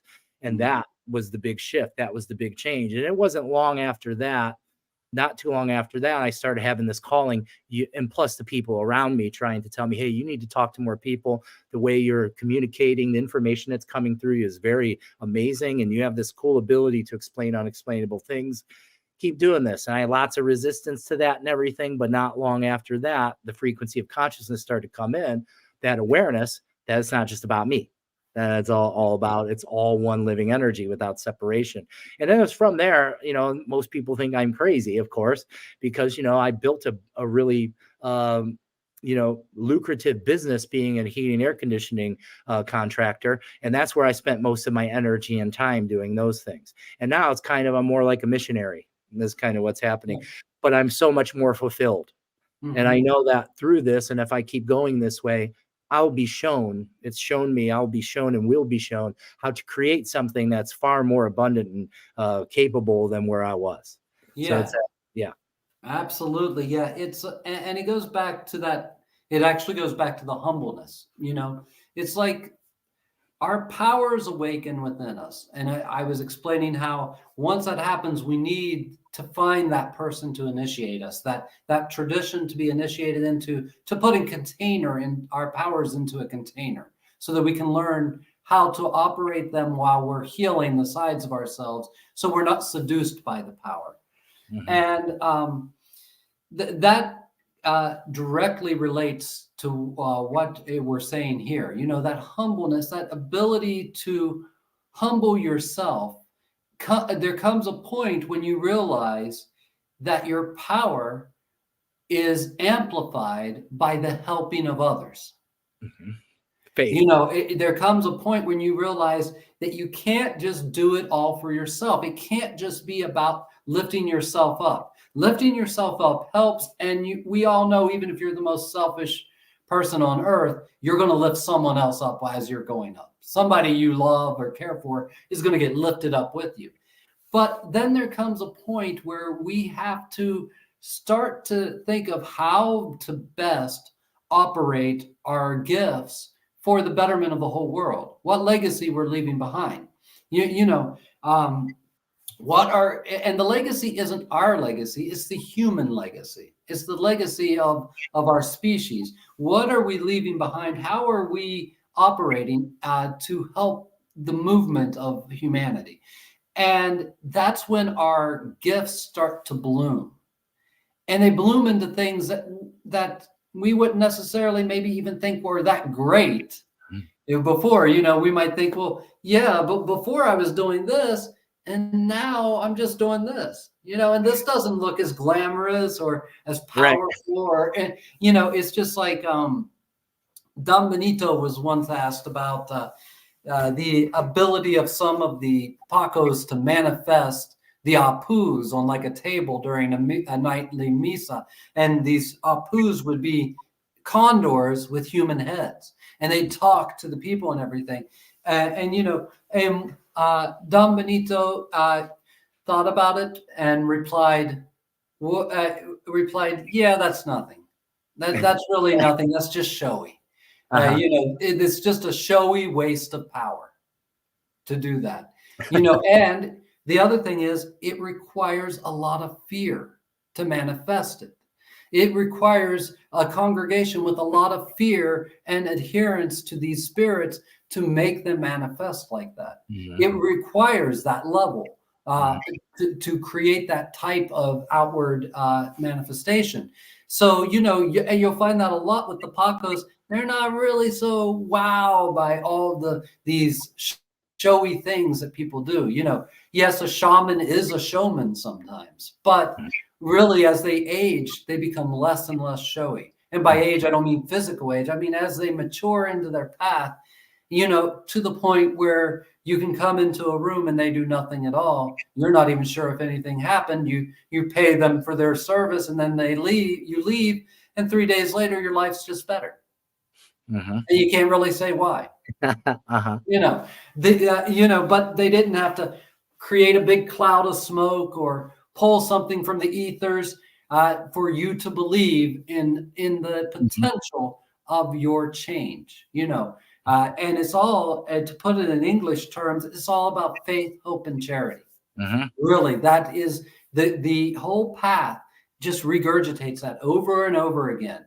And these three qualities require each other to strengthen them. You have to have faith to have hope. You have to have hope and faith to have charity. You have to be charitable to find other ways to be hopeful. All of these things it's an ongoing wheel, actually. It's an engine that drives us forward, And by that, I don't mean the hope that some people have where you just idealism, ungrounded idealism. That's like a kite without a ground wire. And all that's going to do is crash. And that's why we look for initiation. We look for things like that because we're looking for people who have the guide wire to give to us so our kite can stay up. Mm-hmm. Beautiful conversation. This is great. I've had questions about how to integrate that I haven't brought up yet. You can ask any questions you want. Really good discussions. I'm really grateful I tuned in last time and today. You both opened up so many possibilities. That's our goal. You switched the sides. How cool. What great information. We're starting watching. I'll be watching beginning of show. Marcy says, thank you. I love the live videos. My feet are tingling. Let them connect to the earth. Yes, I'm no longer interested in material things. I have everything I need. I got nothing out of Catholic Church. I was forced. I quit when I was 18. Now I know why. Yeah, that sounds like a common kind of narrative. Yeah, absolutely. Yeah, a lot of recovering religiousists out there, and that's part of this new age that we're entering, is that the religions, they were ran by people. And they were ran by people who got seduced by the power of having power and influence over others. And that's another reason why I said we're today raising that bar. We're helping other people step into their potential, into what they could be, into what could be there for them, instead of doing it for them. Just completely. Yeah, sometimes you come and my job is to be the safety, is to clear things up in your life really quick. But that's only there so that you have a launch pad to move forward in your own life. And if you don't take that opportunity and move forward, I'm probably going to next time say, no, I'm not going to help you. I'm not going to help you again because I've already given you the launch pad once. And you didn't jump in, you didn't go after it, you didn't do the steps that were necessary. Yep, you weren't ready. You already have the tools, and you can apply them when you're ready, kind of thing. I'll say that pisses people off sometimes. People that are looking for escapism, they're looking for just relief instead of actual healing. Growth happens. Let's see. Awakening to service. Yeah. So faith, that was a good point to touch on. The faith, the charity, and the hope. Hope is kind of a strange word. I think it's misunderstood by a lot of people. The other thing that came through was seduction of power. That reminds me of early on when I started having just what seemed like random spiritual awareness come in, how I could start to really perceive energy and what was happening. I remember saying to Mary, I was like, well, I have a strong awareness that the things that I'm being shown here could be used for bad. I could see that it could be used that way. I was like, well, I'm glad I don't have that kind of disposition or heart. I was like, but I know not everyone does. Yeah, absolutely. So number 6 is inner peace, a sense of inner harmony and acceptance, transcending external circumstances. Absolutely. Yeah. And that's another one. I mean, what's really important there is excluding external circumstances, because we get a romanticized idea about these things. And that romanticized idea is that nothing ever goes wrong. There's never a misfortune in your life again, and all of this. And really, spiritual development and growth and awakening should be enriching your life. And it should be something that helps you weather those storms. It doesn't mean you'll never have a storm again, but it does mean that you'll suddenly have tools where you can stay more buoyant during it. It's just like the power of positive thinking. People who go out there and have this misconception that if they just think positively about everything, they'll only receive good things in the world. And they quickly get disillusioned because that's just not the truth of this reality. But if you really look at what the sober idea of the power of positivity is, and that is when things go bad, when things go terribly bad, when a trauma or a tragedy hits, that you have the capacity to regain your center quicker. And that means that in a tragedy like a hurricane, you now have the power to get back into your center and go help someone else. And help pull someone else out of the storm. And that's what that is. It's not that, hey, if I just think positive, I'll have a blessed life, or right. Oh, I had a negative thought, I've just doomed myself. Yeah.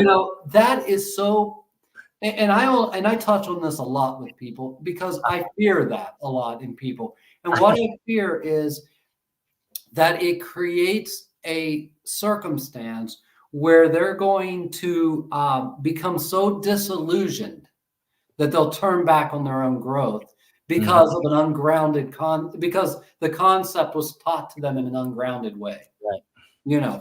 And that's really a sad thing, because I have seen some people who have become that disillusioned and have lost their sense of grace in the world.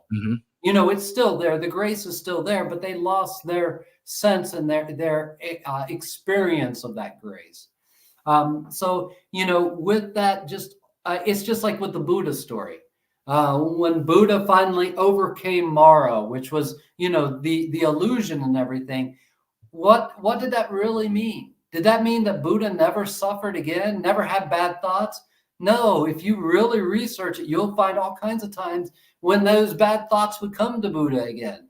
And what would he do? He'd take it like it was a tea time, and he'd sit down and he'd pour Mara a glass of tea, and he'd say, here, what do we have to discuss? You know, what are you trying to show me today with this? You know, because life is a continuing journey, and we all have a responsibility to help life along. And spiritual development and growth should really get you to the place where you have more to offer to help the world, not where you get a get out of free card. I get out of all responsibility. All I have to do is think positively, and I've done my job. You know, sometimes there's important work to be done in the negative. Very important work. And tomorrow is a very special day because it's the solstice. And it's a time when the sun is only here for a few hours of the day. And in the ancient world, they would wonder if the sun would return. And they would do all kinds of ceremonies to bring up the light inside of themselves and hold the light until the light could return. But part of that was that they would use that celebration in most cultures as a time to look at their darker aspects, at the darker sides of themselves, and then to elevate themselves again out of that darkness. Not to curse that darkness, not to say, oh, I got to quit being that way, but to because the sun's not there, they can let this soft little thing inside of them out, and it won't get burnt by the light.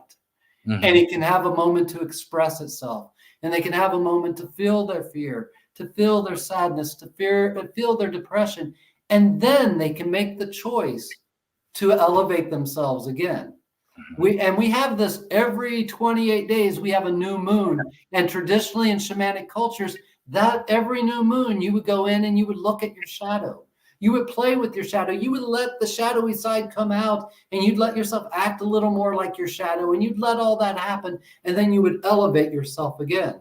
And in this way, you're holistically elevating your entire self, not just the bits and pieces you like. Yeah. I'm going to go back to the positive thinking. I think that's often mistaken for positive bypassing. Positive thinking isn't making everything positive. It's the hummingbird. It's finding the positive in every situation, even what we're calling negative. I'm capable of looking at any negative thing. I don't make it so it's all positive. I'm saying there's something in there that I can use. And it's the learning. My positive thinking knows that this hurts like hell, but I'm going to learn. This is what's going to happen. So that's positive bypassing is. So that's the difference for me. Like I'm a big fan of positive thinking because that's the first thing an angel told me to do. But it wasn't in that context of it. Everything's positive without fail. That's just how it is. Like that wasn't what it's telling me. So I'm fully aware, and I've seen people that do positive bypassing where they're unwilling to go into their shadow, so they bypass. It's a form of spiritual bypassing, using the energy, using the awareness to not face the problem, to not face the challenge that's there. I usually call them opportunities to grow. Absolutely. So that's like a fine line. It takes me right back to that fine line when we were talking about containers and how there's definitely this fine line between madness and mysticism. It's a fine line, and it's a hard one to ride sometimes. It's a razor's edge. No doubt about it. But so that was just the one thing I was going to say about positive thinking. It's just, I think it's widely misunderstood, and especially with people that have these ideas. They're very adamant about toxic positivity. Yeah, I believe that. There's definitely toxic positivity. It's toxic to you when you're bypassing. When it's positive bypassing, then it's a problem. Positive thinking has nothing to do with bypassing. That's allowing yourself not to be consumed by fear and being able to slow down your breath per se, open up yourself a little bit, and really be able to feel and sense. That is the positive reward. The positivity is being, oh, I can accept that this sucks and it hurts, and I'm okay that I know it's impermanent, and however I feel right now is okay. And I'm going to go with it. I'm going to see what's happening. Absolutely. Or we can say, it's just okay, and I won't deal. And then that's where the delusion starts. That's where the deep separation between really what's happening and what you need to do versus what you're hiding from all the time. True positive thinking requires no hiding, because it just knows that, hey, for me, I put it in more simple terms. I say, hey, I work for God. I work for the Creator, and I don't believe God makes mistakes. There's nothing in me that will agree. I know other people think different things, and they're allowed to. You're never going to convince me that anything's impossible, or that anything is actually wrong. I can't agree to those. I won't agree to those things. There's enough wrongs in the world already. Yeah, we made enough wrongs. It's time to allow everything to have its moment, its space. And if we allow that, it causes growth. Because what is the thing that causes anything to get twisted?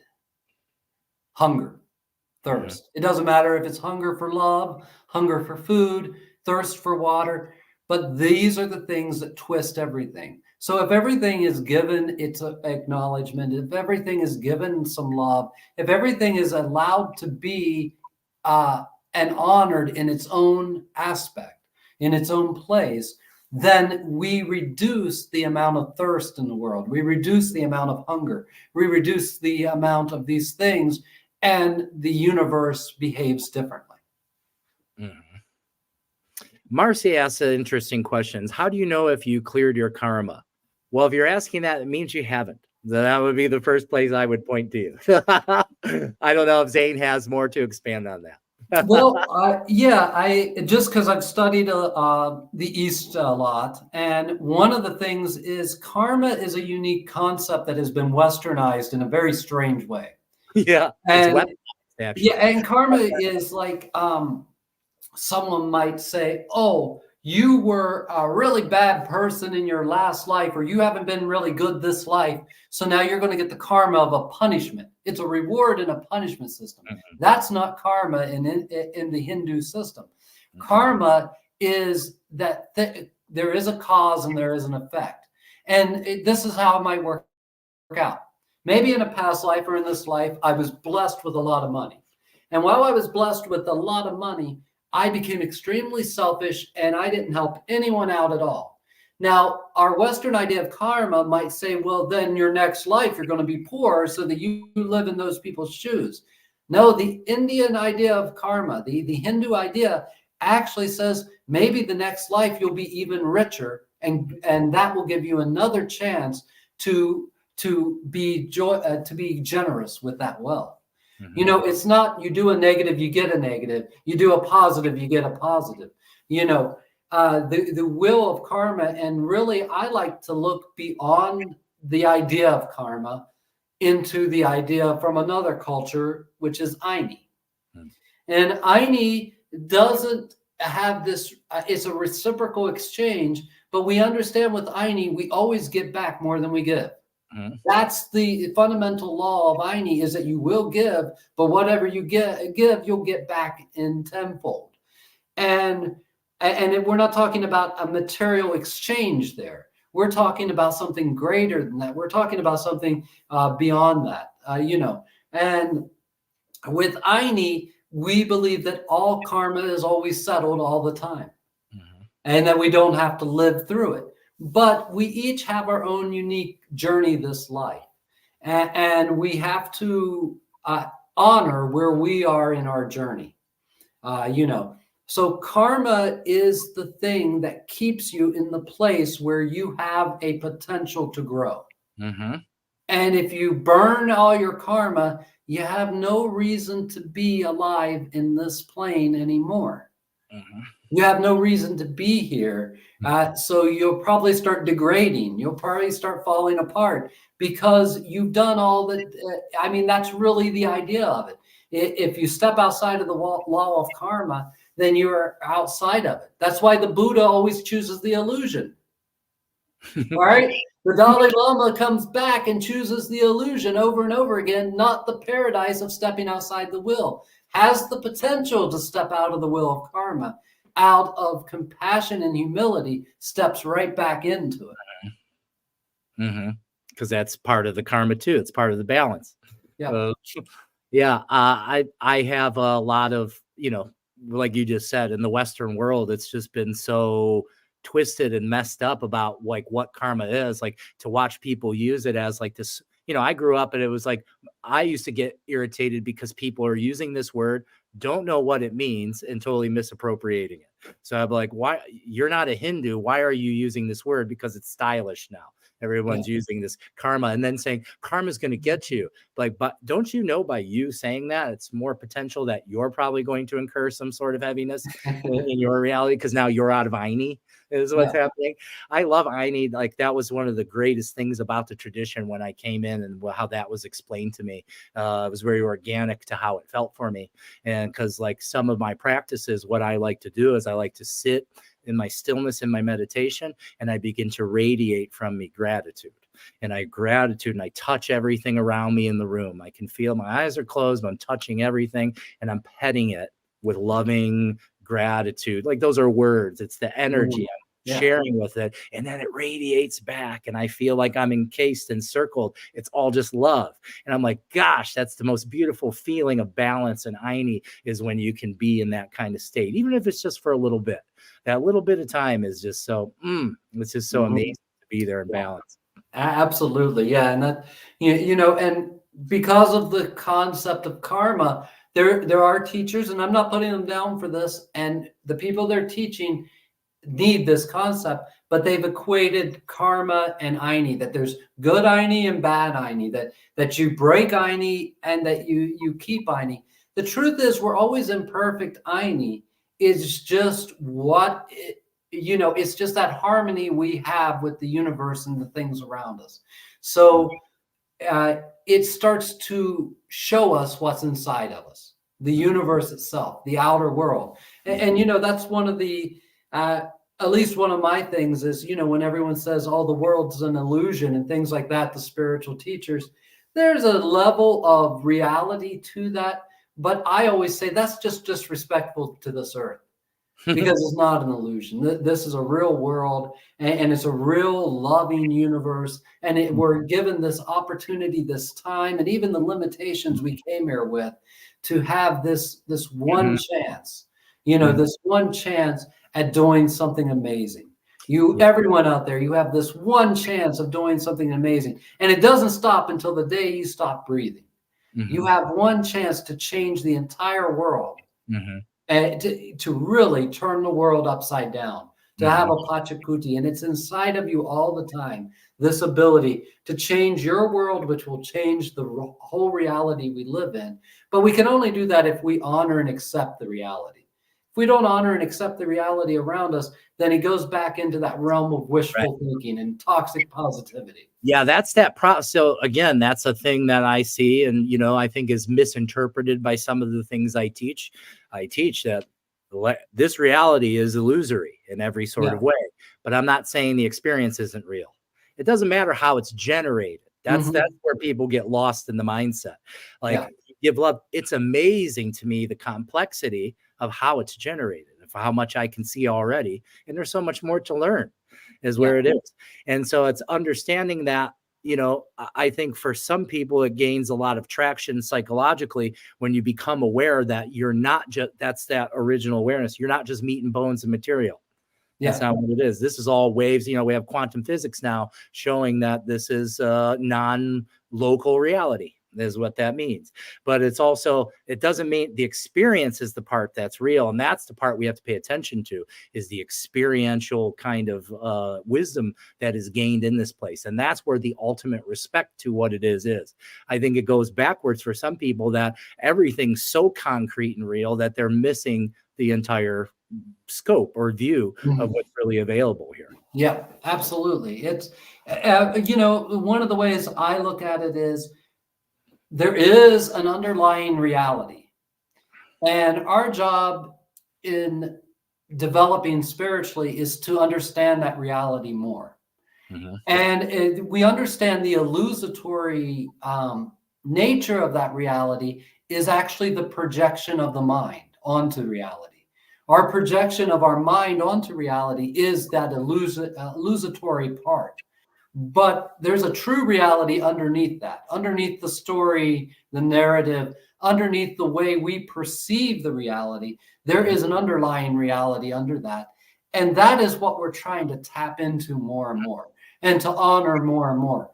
And as we do that, that's part of the return of the divine feminine we hear so much about, is the honoring of the reality, because the feminine is the mother of creation. She is the one that created all material. You could almost see it as there is the metaphysical father and the material mother, but really they're parts of one another.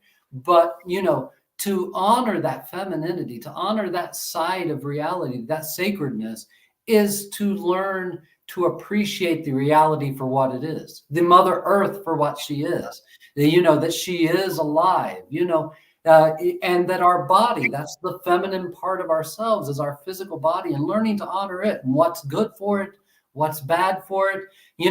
That doesn't mean that if I ingest a poison that I can't shift things around and survive that. Mhm. But it does mean I'm not going to go out on the norm ingesting poisons just to test if I can still shift things around. Because there is a point of diminishing returns. Yeah. Mm-hmm. There is a point where, one thing was to increase your faith, and then the next time it becomes really just an ego thing to show off how cool you are. Yeah. Now you're just testing God. Yeah. And that's why often early on our path of awakening, these humongous things happen that are synchronous, big synchronous events, big coincidental events that just lead you forward and forward. And some people come to me years later and they're like, at the beginning I was having all this and I really knew my way forward and I knew this was it. And now I don't know, I must be doing something wrong because I'm just not having those events anymore. And that's when I say, no, you're past initiation now. Mm-hmm. Now it's time for sacred living, which means how do you keep your energies up even though you're not getting that response? How do you live sacredly when peak experiences aren't the norm for you anymore? Because that happens for all of us. Mm-hmm. And that's the real test of a spiritual path, is what can you do when the peak experience has worn off? And now you're back into just mundane experience. How do you bring your sacredness forward when you don't have this big push hitting you in the back? Because you only get that for a little bit. And then it's your job, because you've grown more power, to lift yourself up. Spirit already proved that it was there. Why do you need it to prove it's there again? Yeah. For me, every day is a peak experience. So I can't really speak too much in that direction. I am aware that for most people, that's not common. I'm aware that that's not common. And then also I'm aware that it has to do with my general energy and mindset into my reality. I already see everything as this beautiful gift. So just nothing. So what someone may call a mundane experience may be a peak experience for me, because I can find so much beauty in the most mundane thing. That's what I was referring to as sacred living. It's what happens when you don't necessarily have $100 falling out of the sky into your hand, but you see that through this labor in front of you that might take you 3 days to do, you're going to get that $100, and you're grateful for that. That's sacred living. It's acknowledging when gifts are given to you, but it's also, what am I in between those moments?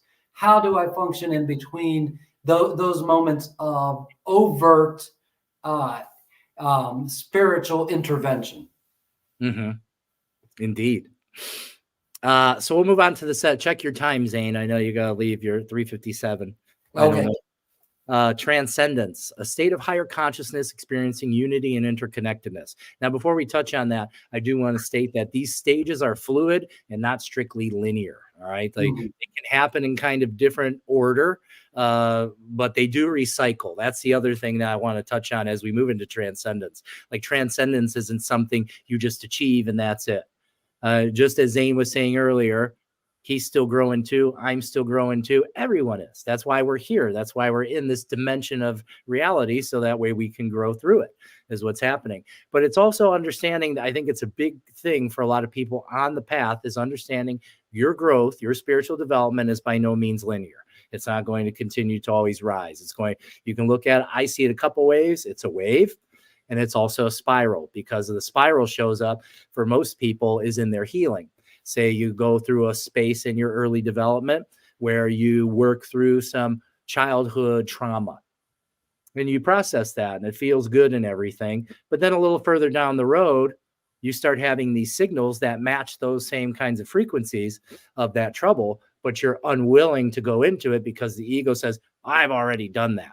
That's already taken care of. Instead of being open to allow yourself, because what's happened is, and then people think something's wrong. Oh, I must have did something wrong. No, you didn't do nothing wrong. You're doing everything right.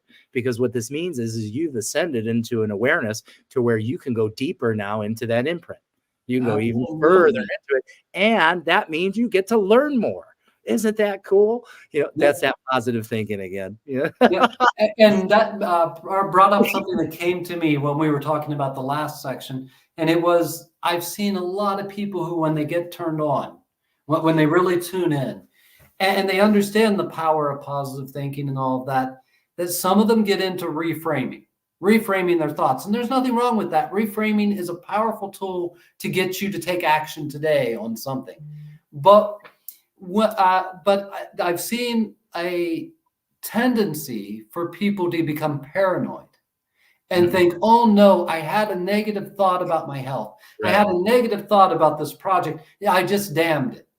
And that's not the truth, and what's more damning is to be the thought police of your own mind. Right. I mean, nobody wants that cop down the street chasing you when you're speeding. Think about it. Do you really want to produce a entity that's inside of your mind all the time being self-critical, right, of everything you're saying and every way you're saying it? Oh, am I saying something disempowering? Am I disempowering to myself? Well, there's some truth to that, and we can learn to be better, but oftentimes that becomes part of that spiritual bypassing. I've seen healers before that when you're telling them what's wrong, will just stop you in the middle of it and say, hey, let's reframe that, you're being negative. Or, hey, let's reframe that, you're not empowering yourself. And the thing is, you just made that person feel insecure. They opened up this soft, mushy, painful wound to you, and you told them basically, shut it up, because that's not what we need right now. Mm-hmm. They came to you vulnerable, and you said, I don't accept your vulnerability. And that's an issue with a lot of spiritual traditions right now, is that idea that you can't ever have a negative thought, can't ever feel negative or anything like that. The truth is, you don't control your thoughts. They are constantly happening, and unless you just try really hard, you cannot tell me what you're going to be thinking in 5 minutes. Unless you just make yourself think it. Right. You can't tell me, and you still can't tell me all the unconscious thoughts that bubble up during that time. You can't be for sure. So, when we clear our minds, it's really important to understand that means all kinds of things can be rattling around in your brain. It's the fact that you took your power away from those things and you're putting them deeper into yourself. So that beta brain can run forever. And it's okay. You're just distancing yourself from it so that you get into a new gear in life. Yeah, a lot of that has to do with the acceptance. The hardest part, I think, for most human beings is accepting the thoughts that come in and not identifying with them, because my awareness is I actually can see thoughts or feel thoughts. It's vibrational frequency is what it is. My thoughts aren't in me. They're out here. They're not even mine per se. They exist. They're waveforms that exist in the field. It's my vibration that's dictating what I'm picking up through this interface. This interface is my nervous system, and those things start to come in. We can affect, doesn't mean that heavy thoughts or negative thoughts still don't enter, but you're able to change your attention and awareness. And the thing I like to bring into people's mind is first that awareness, like, oh, I see where my mind's at. 2, you start to change your physiology by just becoming aware of your breath. Just becoming aware of it, slowing it down, starts to shift your brainwave rate. And then you can go from there if you'd like to. This is where you install positive self-talk or good or words that actually want to take you to from where you were to where you want to go. Absolutely. Where it is, it's okay. You're not running away from it. That's one thing I always say to people. Please don't try to run away from your fear. I'm here to help you go into your fear, because it's in that fear is where your superpowers are. That's where everything that you really are, your deepest levels of being, are in there. Those are the things that are hidden from you. Absolutely. But that is true transcendence. True transcendence is when you can have a negative thought, have a horrible thought, have even a whole imagining that you have that is just terrible, but yet then you recenter yourself and you're like, it's okay. I've had students before who come to me after a period of time and are like, I had this horrible thought about somebody, or I had this horrible thought. Why would I think this? And, one thing I tell them sometimes is, well, who's better to think that? You, someone who has the control over yourself, that realizes that thoughts are just energy and they don't ever have to manifest in any way, shape, or form. Or someone down the street that doesn't know that and thinks that if they think it, they must have to go do it. Right.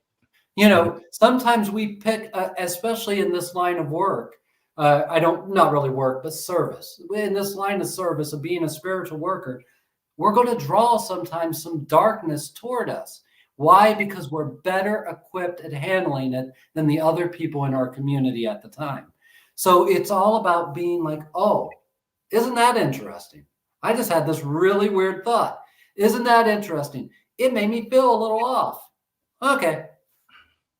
Now I'll go back, because entertaining that thought does nothing but make it grow. Sitting there pondering why, what's the reason for this thought, why, going down all those roads, it's like a bubble machine. You have one bubble, one thought going around, but the more energy you put onto it, it's like you turn on a bubble machine and it just starts multiplying off into different levels. You can just let that thought float out there and you can be like, oh, that was an interesting thought. And it can be positive. Stephen King has a lot of dark thoughts. Yeah. He has been able to live a fulfilling life because of them. Yeah, no doubt. Thoughts are an amazing kind of thing, especially when you can go on the other side of them. Like often I'll notice thoughts that come through that are vibrating with some part of me that's still yet unhealed. It'll come through and I have an awareness of it. Sometimes it makes me laugh. I'm like, wow, man, like we're not going to spend a lot of time there. Okay. And I just kind of tell my inner self, my inner child, I don't tell him you're bad for thinking this. You're a bad boy. Like, why are you doing that? That's so bad. I just help him to understand. It's like the relationship between I and me. Me loves I now. I hated it before. Don't tell me what to do. I don't want to, I don't believe that kind of thing. And then we move into where me starts to look at I as a fatherly or the God figure. It starts to understand what's happening and it comes in. So when me starts to have those weird thoughts, or me, often my thoughts are they're showing me where I'm off balance, where energetically I'm off balance. And then I use that. I don't use it as any sort of ammunition against me. I use it as a tool to, oh, cool, I'm going to learn something about myself. Like, absolutely, look, I'm triggered. I mean, it sounds crazy, but I like to be triggered, like not to be in the mode of triggered, but I don't mind being triggered, because often after I'm untriggered, which don't take long, I'm aware of, it's a gift. It's a gift. And that's what all this spiritual work is about. It's about getting to the point where you can see the gift. And then you can live a sacred life based on the gift of life itself. The gift of life itself. I love that. Transcendence. So yeah, so that's 7 was transcendence, a state of higher consciousness, experiencing unity and interconnectedness. I think a lot of people are seeking that. I don't think it's something you're going to find in seeking. For me, it's always been this reality is more about letting go than anything else. It's not about finding who I am. It's more about letting go of who I'm not. And what that does is exposes who I am for real underneath. Yeah. And transcendence is just like you were talking about with healing and stuff. You feel like you've healed this side of yourself, and then you get another round of it later on. What it is when we heal, we don't change the past. Past can't be changed. The energy can be transformed, but it can't be changed. It did happen. And sometimes I've noticed anyway, that when one of those cycles happens like that, is that I needed to become humble and remember how it was like to be in the midst of that, because I'm about to have a client that needs me to have that sensitivity. Someone's about to come to me for something in their life. And sometimes it's not even a client. Sometimes it's just someone I meet at a coffee shop. But just if I hadn't had that experience of feeling like, oh no, what's wrong? Why is something broken? Did I mess up? If I didn't have that experience, then I wouldn't be humble enough to assist, to work in grace. Because grace isn't what we choose to do. Grace is what happens through us regardless of what we do. What we have no idea about whatsoever. That's how to you, the idea of the Holy Spirit working through you. It might work through you in one place just because you're flipping burgers at Burger King and you showed through an example of how it didn't bring you down, and it left an impression on someone where they had higher self-esteem. It could be something like that, and you just never know what little moments in your life is the Spirit playing gracefully through you. And as you learn to get into that state where you can live a sacred life, where you can let the ebb and flow of your thoughts, the positive and negative of life and everything come through you, then you step into a place where you can truly be an instrument of grace all the time, where you can truly be letting the gift of the Holy Spirit move through you without you even knowing it's doing it or what it's doing. Mm-hmm. I like when it happens. I don't know it's happened in the real time. It's later. And I'll go, oh, wow, that was really amazing how the Holy Spirit moved through me or through us. I'll feel it later. I'll become, because that's why I tell people, don't try to make sense of everything you experience spiritually. That's where you hold yourself back. Just be with the experience and allow yourself. Don't try to make sense or overthink it all. Just go with it. Just kind of be open to do it. Very difficult, it seems, for a lot of people to be able to let off the gas, per se, trying to always figure out what it is. It's a common thing I see with my students and things like that. It's just this common, it's always trying to, what does this mean? What does this mean? What does this mean? Yeah. Nobody knows really except for you anyway. Some people may be able to guide you in some sort of awareness to look at things, but ultimately what it's showing you is something for you to feel. It's not always the picture. It's not always the picture is what's important. It's always the vision what's important. It's what do you feel about that vision or those numbers or whatever it is that kind of happens. Yep, absolutely. And that's empowerment, is to go back into yourself and to compile the information you've received about something like that.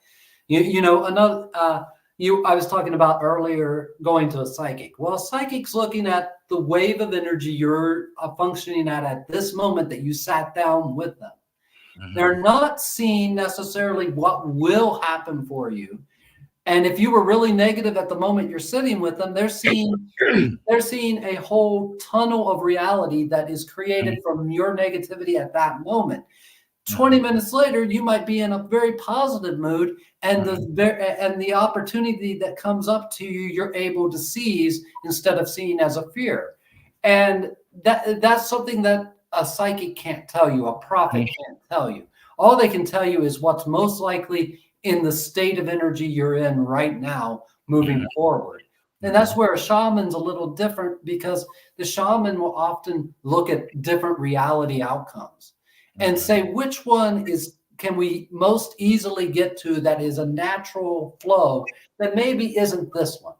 Maybe we only have, on the bell curve, maybe we only have a 2% chance at this, but how do we put the most energy toward that 2% chance? Or is there no way that our client will be able to do that? Then we're going to look for an outcome that's at the 4% chance or the 10% chance. Whatever one has has actions that they'll actually take in their life to move forward. That's the job of a shaman, is to understand that, is to discover that with the client, so that we're helping them move forward to where they want to go, not just to some vision we can see as a potential for them, but as a vision that actually can be manifested for them, and they're most likely to put the work into manifesting. And it's a big responsibility to do that, to hold a map for another human. Yeah, I think it's a bigger responsibility than most people understand. But I guess you don't know until you're holding the map. Yeah. There's no way of really knowing. Yeah, absolutely. I'm going to just do a couple commercials, and then Zane, if there's anything you want to promote, book a session with us at thepositivepineapple.org. Just reach out to us. We do all kinds of stuff. We're moving now into more like corporate work, where we're showing up as just like mindset coaches and things like that. That's been really fun. So just check out our website. Mary built it. She did a good job. I'm proud of her. And then help support a mission of healing. If you like what we're doing, feel free to make a donation. And thank you for your generous donations. Yeah, absolutely. Great work you're doing out there. Thank you. I have an apprenticeship coming up in April. It's kind of a hybrid apprenticeship. There'll be some other programs, and as they're developed, I'll definitely put them up on the while we're doing these shows. But it's I have that, and I do have a program, but it's not quite ready to enroll. So it'll probably be another couple weeks, first of the year, before I enroll it. We're going to keep the hood on that one. Yeah, just going to keep the hood on that. But where do people go to access information about the upcoming mentorship? You know what? That is really handled by Hank right now, and I'm not sure where exactly that information is. Okay. I think I'm going to be on the show tomorrow with him for a little bit, so I can ask for sure. But it's probably somewhere in the Goddess Elite website, and the reason why is because that's a hybrid. And then the next mentorship program, I'll be talking with all the mentors because we're going to try something different this time around. And of course you're one of them, but I'm really trying to make it more each mentor's program. Mm-hmm. I'm there like a grandfather in the background, just making sure certain things have been touched on, but really allowing each of the mentors to allow their gifts and their unique way of viewing the tradition and everything to shine through with their proteges, with their students. Sounds like beautiful growth of medicine. I love it. Yeah, absolutely. And I'm just right now trying to figure out the technology to make sure it can be that free and expansive, Yep. I'm working on that all the time, trying to manifest more tech people to show up, and spiritual tech people to show up, because then absolutely, so much there's just so much possibility that's available to us, especially as the technology grows and rises. Soon we'll just be able to clone ourselves energetically in a whole bunch of places. We'll be able to use the technology along with our own spiritual technologies, and they'll probably build together. So even though we'll have the ability to bilocate, we'll be able to like billion locate. Absolutely, yeah. All right, let's see. Somebody said one more thing before we get out of here. Mary Bayline. Hi, Mary. Oh, Jill says, thank you so much for today. You're welcome. Mary. Hi, Crash. I'm so grateful that you both are doing this live stream. It's great having you both together. Thank you. I agree. I love it. I'm very happy. And I want to thank you, Zane. Thank you so much for being on the show and doing this. Thank you. I have lots of fun in here as we soar into new heights. So yeah, absolutely. We'll be back not next Wednesday, but the Wednesday after that.